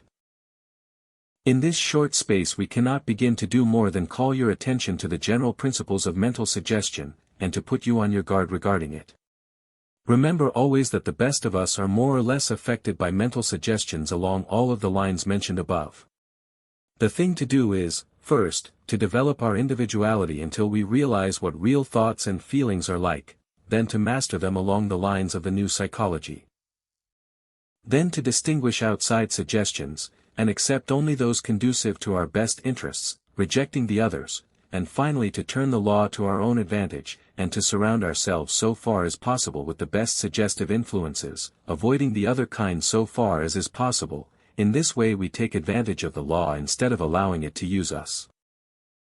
The well-poised individual who realizes the I is not apt to be influenced by many suggestions that easily induce feelings and ideas in persons who lack this realization. The consciousness of the I renders one positive to outside influence of a negative nature. To explain just why would involve us in a long explanation that would carry us across the line of philosophy, enough to know that it is so, and that you may prove the fact yourself if you will but try. The proof of the pudding is in the eating, and an ounce of proven fact is worth more than a pound of statement. Chapter 18. Autosuggestion. An autosuggestion is a mental suggestion made to oneself by oneself. It is a case of, says I to myself, says I. And strange to say, the effect of the thought of oneself shaped into words and directed to oneself is charged with a dynamic force far in excess of the same thought merely held in the mind and not so expressed. Strange, isn't it? There is added to an expressed thought a something dynamic, vital, forceful, and active that is absent from the thought that is merely held in the mind. The expression imparts a vital force to the thought that it did not possess before. And this is true in cases in which the expression is made to oneself, as well as when it is made to others. The same law is evoked. A latent thought is static, an expressed thought is dynamic. Therein lies the force and value of autosuggestion. In the various cults of the new thought, we have heard much regarding holding the thought, which means that an idea constantly kept before the mind has a tendency to materialize into outward reality and expression. This is very well in its way, and is based upon psychological principles, but there is a more active force in thought, which was at first overlooked, but not for long. The followers of the New Thought teaching soon began to hear much regarding affirmations, statements, declarations, and the like. These statements, etc., were modeled upon the ancient Hindu mantrams or sacred statements, and were held to be very efficacious in producing results. To many these methods seemed either ridiculous or else weird and mysterious, according to the viewpoint of the observer. But the students of the new psychology see nothing ridiculous in these methods, although often the exaggeration of the statement verges upon the ridiculous. And they see nothing weird or mysterious in the procedure either, for they recognize the working of their old friend's suggestion, or, rather, autosuggestion, in these methods. It is simply another case of the added force of expressed thought, another instance of, says I to myself, says I, with the natural result. The student of the new psychology sees in all of the various forms of new thought, statements, affirmations, declarations, all autosuggestions, in fact, the working of this law of expressed thought in its effect upon the subconscious mentality. He sees in each statement of, I am this, or I am that, an expressed idea directed to one's own subconsciousness, there to be recorded and preserved just as are the impressions of outside suggestions.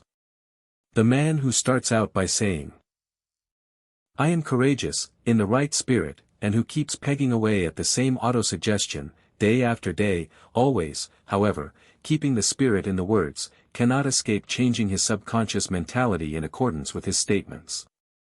He will make his statements come true, if he goes about it in the right way, and persists in the right spirit. And, likewise, the man who is always saying, "The world is against me.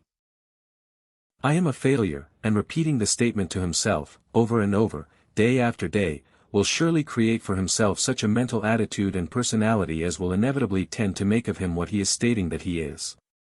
To those who have not looked into the matter carefully, there is a tendency to decry the value of these self-statements, particularly after witnessing some extreme instance in the person of some fanatical follower of the cults. He is apt to smile at the whole matter, and dismiss it with a, "There's nothing to it." But let the same man seriously contemplate the results of some of his friends starting in a course of, "I am a failure," line of autosuggestions, in earnest and repeatedly, let him imagine such an occurrence, and he will readily say, "Why, that would ruin a fellow in no time." He would see the application of the negative autosuggestions in a moment. Well, the same rule applies in both cases. It is a poor rule that will not work both ways. Leaving out of the question the absurd extravagances of some of the cults, it is a psychological fact that a line of positive autosuggestions, intelligently applied, and faithfully kept up, will surely produce changes in the character, personality, and mental quality of the person making them. It is possible for one literally to make himself over, mentally, by an intelligent course of autosuggestion. To all of the methods and exercises given in this book for the mastery and control of the mental faculties by the will of the ego, there may well be added the use of autosuggestions along the same lines. The plan of talking up to one's mental faculties works like a charm, for it is but the adding of dynamic force to the idea, it is a form of expression into activity. You may hold the thought that you are going to say "no" to a question or proposition that you know will be submitted to you during the day. You may make up your mind firmly to take the necessary position and attitude. But when you say to yourself, in actual words, "I shall say no," and stick to it no matter what happens, saying it in a tone conveying positive conviction and determination, then you have done much to clinch the matter. And if you will add to this a mental picture of yourself saying and acting in accordance therewith, you will have done much to make a mental path easy to follow. That is what the autosuggestion does. It makes a mental path, it establishes a habit line of action, and you know what that means if you have read this book. In some of my writings I have recommended that the person making the autosuggestion not only content himself with saying, "I am," or "I will do so and so," but also talk up to himself, calling himself by name and saying, "See here, John Smith, you are going to do so and so, or you are so and so." This plan brings into effect the positive character of actual suggestion from outside, suggestion of authority. One may, in this way, use all the methods of mental suggestion upon himself, and obtain the benefits that arise from positive suggestions from good authorities. One may order himself to be what he wills himself to be, along the lines of autosuggestion, with good results. For what is this autosuggestion, after all, if not the assertion of the ego of its mastery and control over its mental states, the creation of new mental states, and building up of new characteristics, powers, and personality? The ego is the suggester of the autosuggestion when properly used.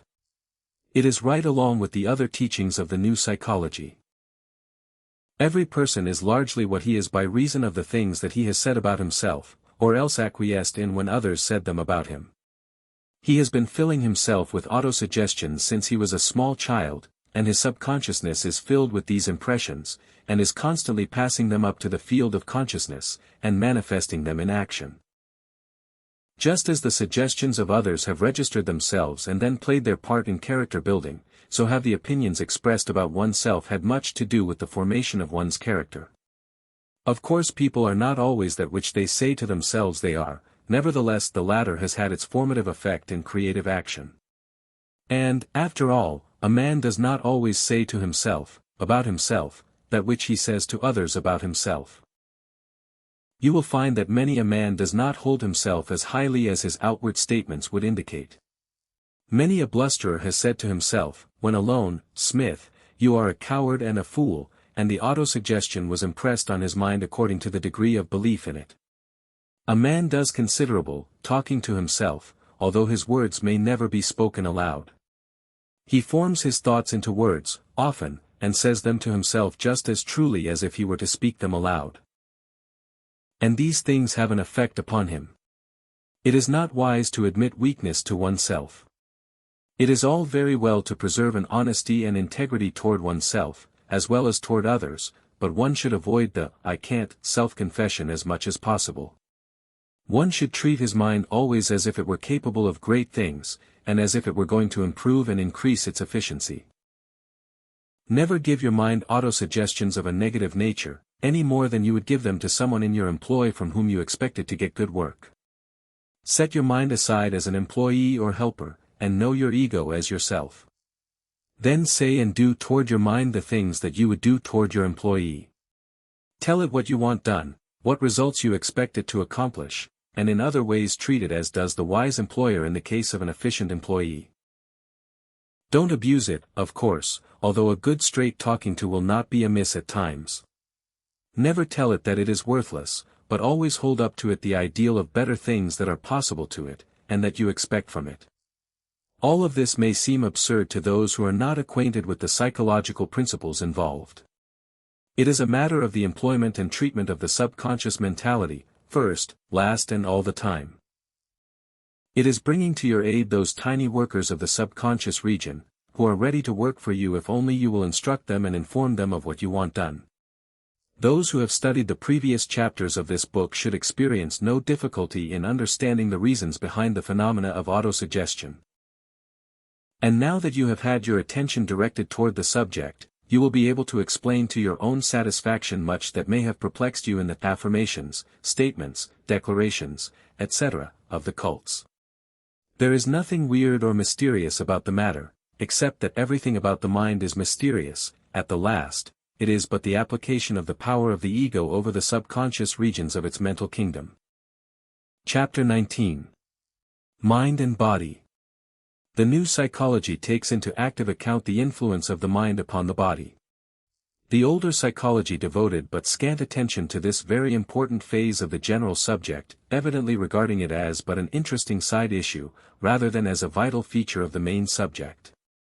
It has long been recognized that mental states react upon physical conditions, either favorably or adversely, according to the nature of the mental states.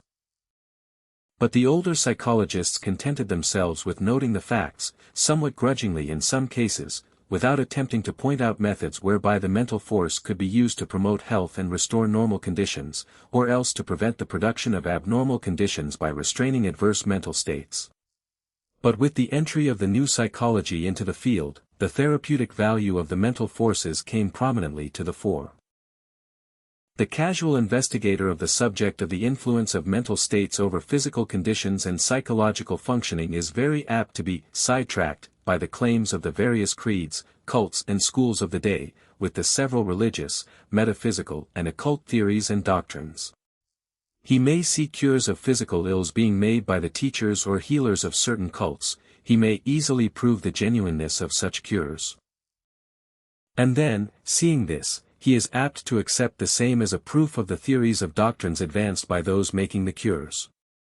But a wider field of investigation will reveal to him the surprising fact that other cults, schools and creeds are also making the same kind of cures in the same kind of cases, and in the same proportion, although the several doctrines, theories and beliefs of these schools may vary greatly, and are often diametrically opposed to each other. A careful analysis of the results of a wide investigation of mental healing will lead the student to the conviction that all of these various schools and cults are employing some common universal principle, having nothing whatever to do with the respective religious, metaphysical, or occult teachings of the several schools and cults. In other words, they make their cures in spite of their doctrines and theories, and not because of them.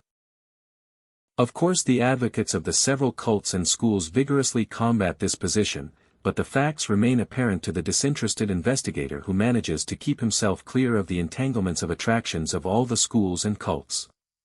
The question then arises, what is this fundamental principle? We believe that a full and complete answer to the above question is impossible unless we are able to ascertain the nature of mind itself. This knowledge not being possessed at this stage of man's evolution, the first question cannot be fully answered. The best we can do is to attach a name to the principle as seen at work, and then discover the how of its application, leaving the why to dwell with the other unanswered whys of science. The best authorities have agreed in using the term mental suggestion, or mental induction, in speaking of the working principle of the effect of mind upon physical states. It is true that we are unable to answer the question, but what is mental suggestion, at the last? But at least we are able to tell how to use it, and what are its effects. We also are able to ascertain, by experiments, the fact that the phenomena are in some way bound up with the subconscious mind.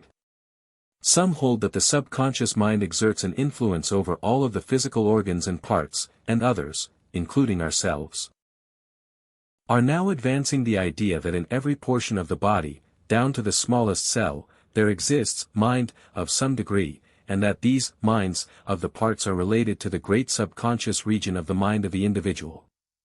But this is merely a matter of the detail of theories. The fact remains that we may act as if there was mind in every cell and part of the body, and that this mind of the parts is amenable to suggestion or commands from the central mind of the individual, or that of other persons. The process in either case comes under the head of suggestion.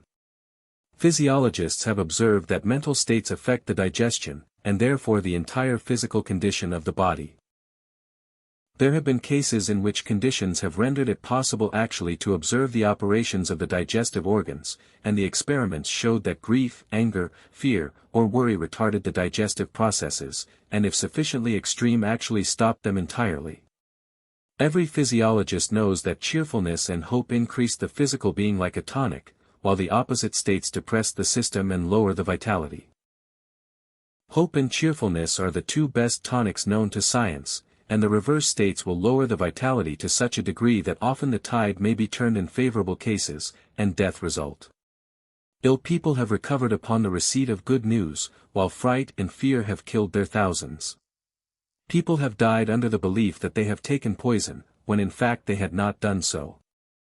Fear and worry have checked the flow of milk in the breasts of nursing women. All sorts of imaginary virtues have been bestowed upon certain religious relics, holy places, etc., in all religions, and thousands of cures have resulted therefrom, merely the effect of the mental suggestion. Imagination has an undoubted powerful therapeutic value recognized and applied by physicians who appreciate the fact. Dr. Richardson says, the passions which act most severely on the physical life are anger, fear, hatred, and grief. The other passions are comparatively innocuous. Of all the passions I have enumerated as most detrimental to life, anger stands first. He is a man very rich indeed in physical power who can afford to be angry. The richest cannot afford it many times without incurring the penalty, a penalty that is always severe. We say that a man was red with rage, by which term, as by degrees of comparison, we express the extent of his fury. Physiologically, we are then speaking of the nervous condition of the minute circulation of his blood. That red rage means partial paralysis of minute blood vessels, that white rage means temporary suspension of the action of the prime mover of the circulation itself. But such disturbances cannot often be produced without the occurrence of permanent organic evils of the vital organs, especially of the heart and of the brain. Dr. Hack-Tuke a number of years ago wrote a very interesting work showing the therapeutic effect of the imagination. By imagination, he meant the mental action that is brought into effect by what is now called mental suggestion. He gave a number of very interesting cases that had come under his personal observation, all of which tended to show the great dynamic force of the imagination, or rather of the mental states induced by mental suggestion. Dr. Tuke was one of the first persons to make a scientific claim of the influence of the mental states upon the physical functions, and he really laid the foundations for the experimental work that followed and which is now embodied in this phase of the new psychology. Among other things he said, "There is no sensation, whether general or special, excited by agents acting upon the body from without, which cannot be excited also from within by emotional states affecting the sensory centers, such sensations being referred by the mind to the point at which the nerves terminate in the body." He also approvingly quoted the statement of the celebrated physician, Dr. John Hunter, who said, "I am confident that I can fix my attention to any part, until I have a sensation in that part. Tuke adding, these words should be inscribed in letters of gold over the entrance of a hospital for the cure of disease by psychopathy. He also said, thought strongly directed to any part tends to increase its vascularity, and consequently its sensibility. And so you see, that the effect of mind upon body is a well-established psychological and physiological fact, and does not depend upon any vague theory, creed, dogma or doctrine of any metaphysical, religious, or occult sect, cult or school. It is a scientific principle not connected in any way with occultism, religion, or metaphysics, although all of these may furnish excellent channels or instruments for its employment. The stronger the degree of faith, hope and confident expectation aroused in the mind of the person, the better are the chances of a cure.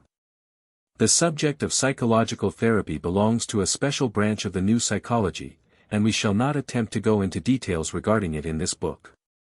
We have merely wished to direct your attention to the matter, that you may recognize its importance and give it its place in your mind. In a general way, however, we may say that everyone may avail himself of the general principle by following the advice given in the previous part of this chapter. By cultivating the positive emotions of confidence, hope, courage, cheerfulness, and goodwill, you may raise the vitality and general tone of your physical system so that it will be much better equipped to resist the attack of disease. And not a small part of this result is accomplished by the fact that in so doing you shut out or inhibit the negative emotions and feelings that go so far toward producing disease, or at least render the resisting powers of the system lower, so that disease more readily obtains a foothold. By establishing the habit of right thinking, you raise a powerful barrier against disease. Not only is this so, but by properly directing the attention to parts of the body that are not functioning normally, you may obtain a certain control over them and obtain a response to your commands to them. By using the imagination to picture the desired normal condition, and then using the will to command the organ or part to conform to that ideal condition, you set in motion the dynamic force of that which is called mental suggestion, and the psychological process is transmuted into a physiological process. In this brief statement is to be found the kernel of all mental healing, metaphysical healing. Divine science, or any other form whereby the mind is exerted to regulate and control the physical functions. The rest is all a matter of detail, and fringe. Chapter 20. Positive and Negative Qualities. There seems to be a universal law of polarity, everything has its positive and negative aspects or poles. The mind is no exception to this rule. There are positive qualities of mind, and negative qualities of mind. The positive qualities or states manifest strength and power, the negative, weakness and impotence. There are two sides to every individual, and upon his decision between them depends his advancement, welfare, progress, and success. As Goethe says, in my breast, alas, two souls dwell, all there is unrest.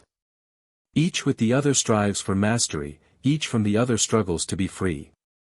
When the individual is forced to consider any feeling, emotion, idea, action, advice, suggestion or teaching, he should always submit it to the touchstone of positivity, by asking himself, will this make me stronger, more powerful, more capable, more efficient, better?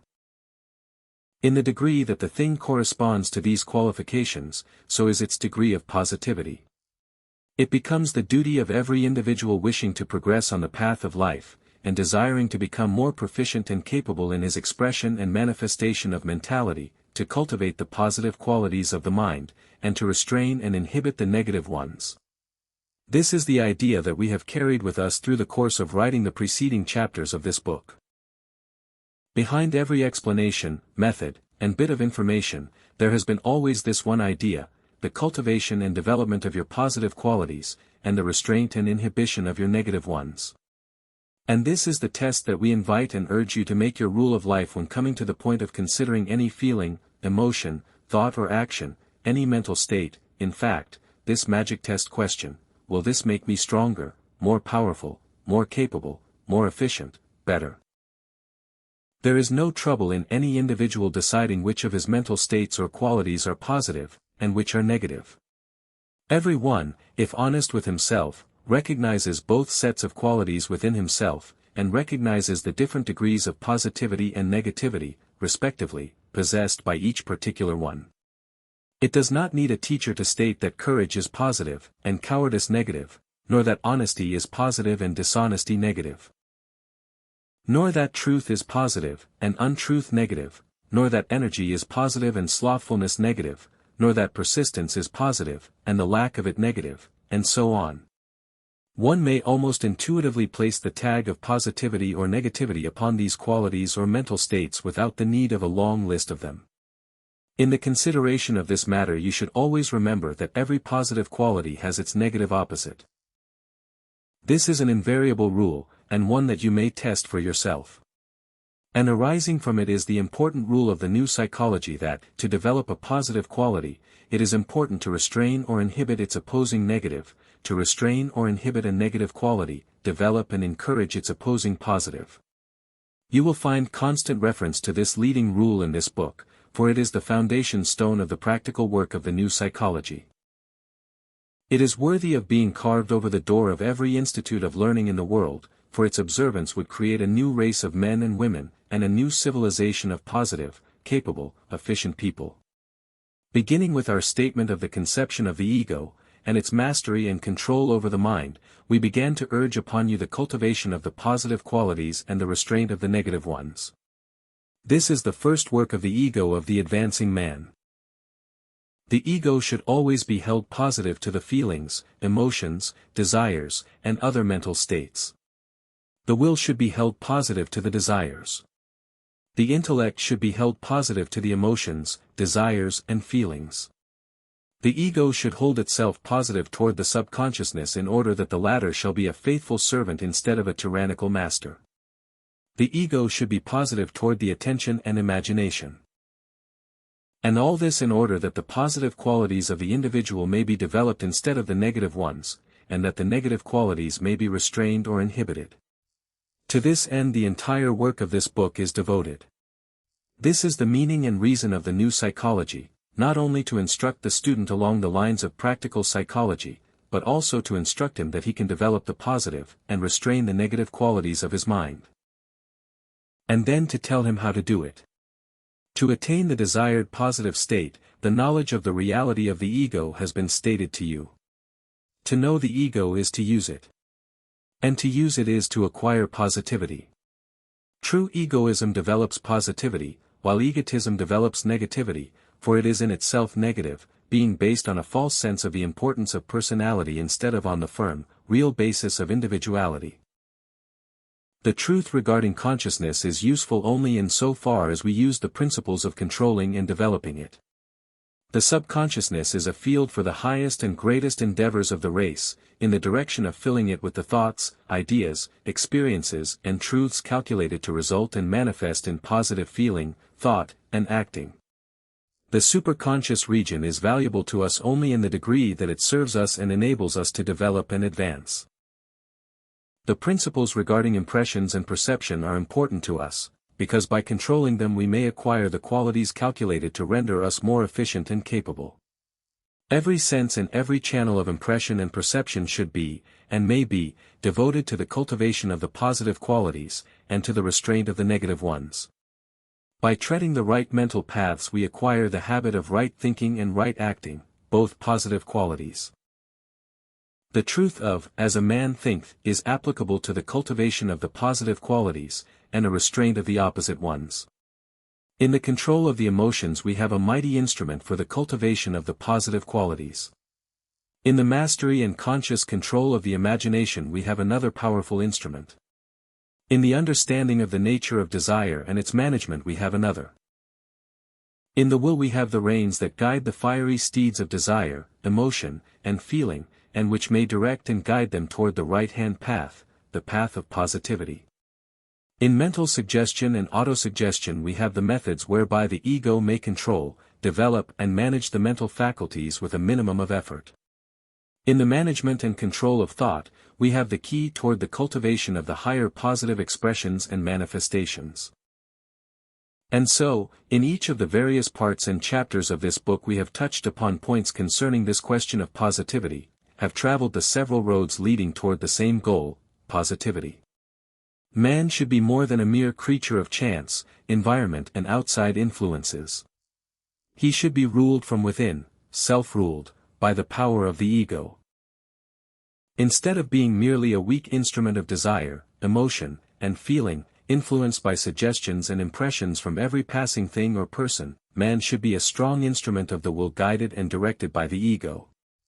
With full qualities of reason regulating, deciding and determining, and with full will enforcing the determination, man should become a very giant of endeavor and attainment, instead of the petty, crawling, weakling that so many of his kind are now. Man has it in his power to make of himself what he will, to become his own mental creator, instead of allowing others to create his mentality for him. This is a veritable fact, and it is one of the purposes of the new psychology to bring the race to a realization of its truth. Too long has man bowed before what he considered fate. Man is now learning to be his own fate. The fundamental idea of the new psychology is embodied in the symbol of the charioteer driving his fiery steeds under full control and with taut rein. The chariot represents the being of the man, the charioteer, the ego, the reins, the will, the steeds, the mental states of feeling, emotion, desire, imagination, and the rest. Unless the reins be strong, they will not be sufficient to control the horses. Unless the charioteer be trained and vigilant, the horses will run away with the chariot and dash to pieces the driver in the general wreck. But controlled, and mastered, the fiery steeds will leap forward to attainment and accomplishment, and at the same time will travel the road in safety. And now, as we reach the end of the book, we would remind you that all that you have read will avail you not if you refrain from acting upon the advice given.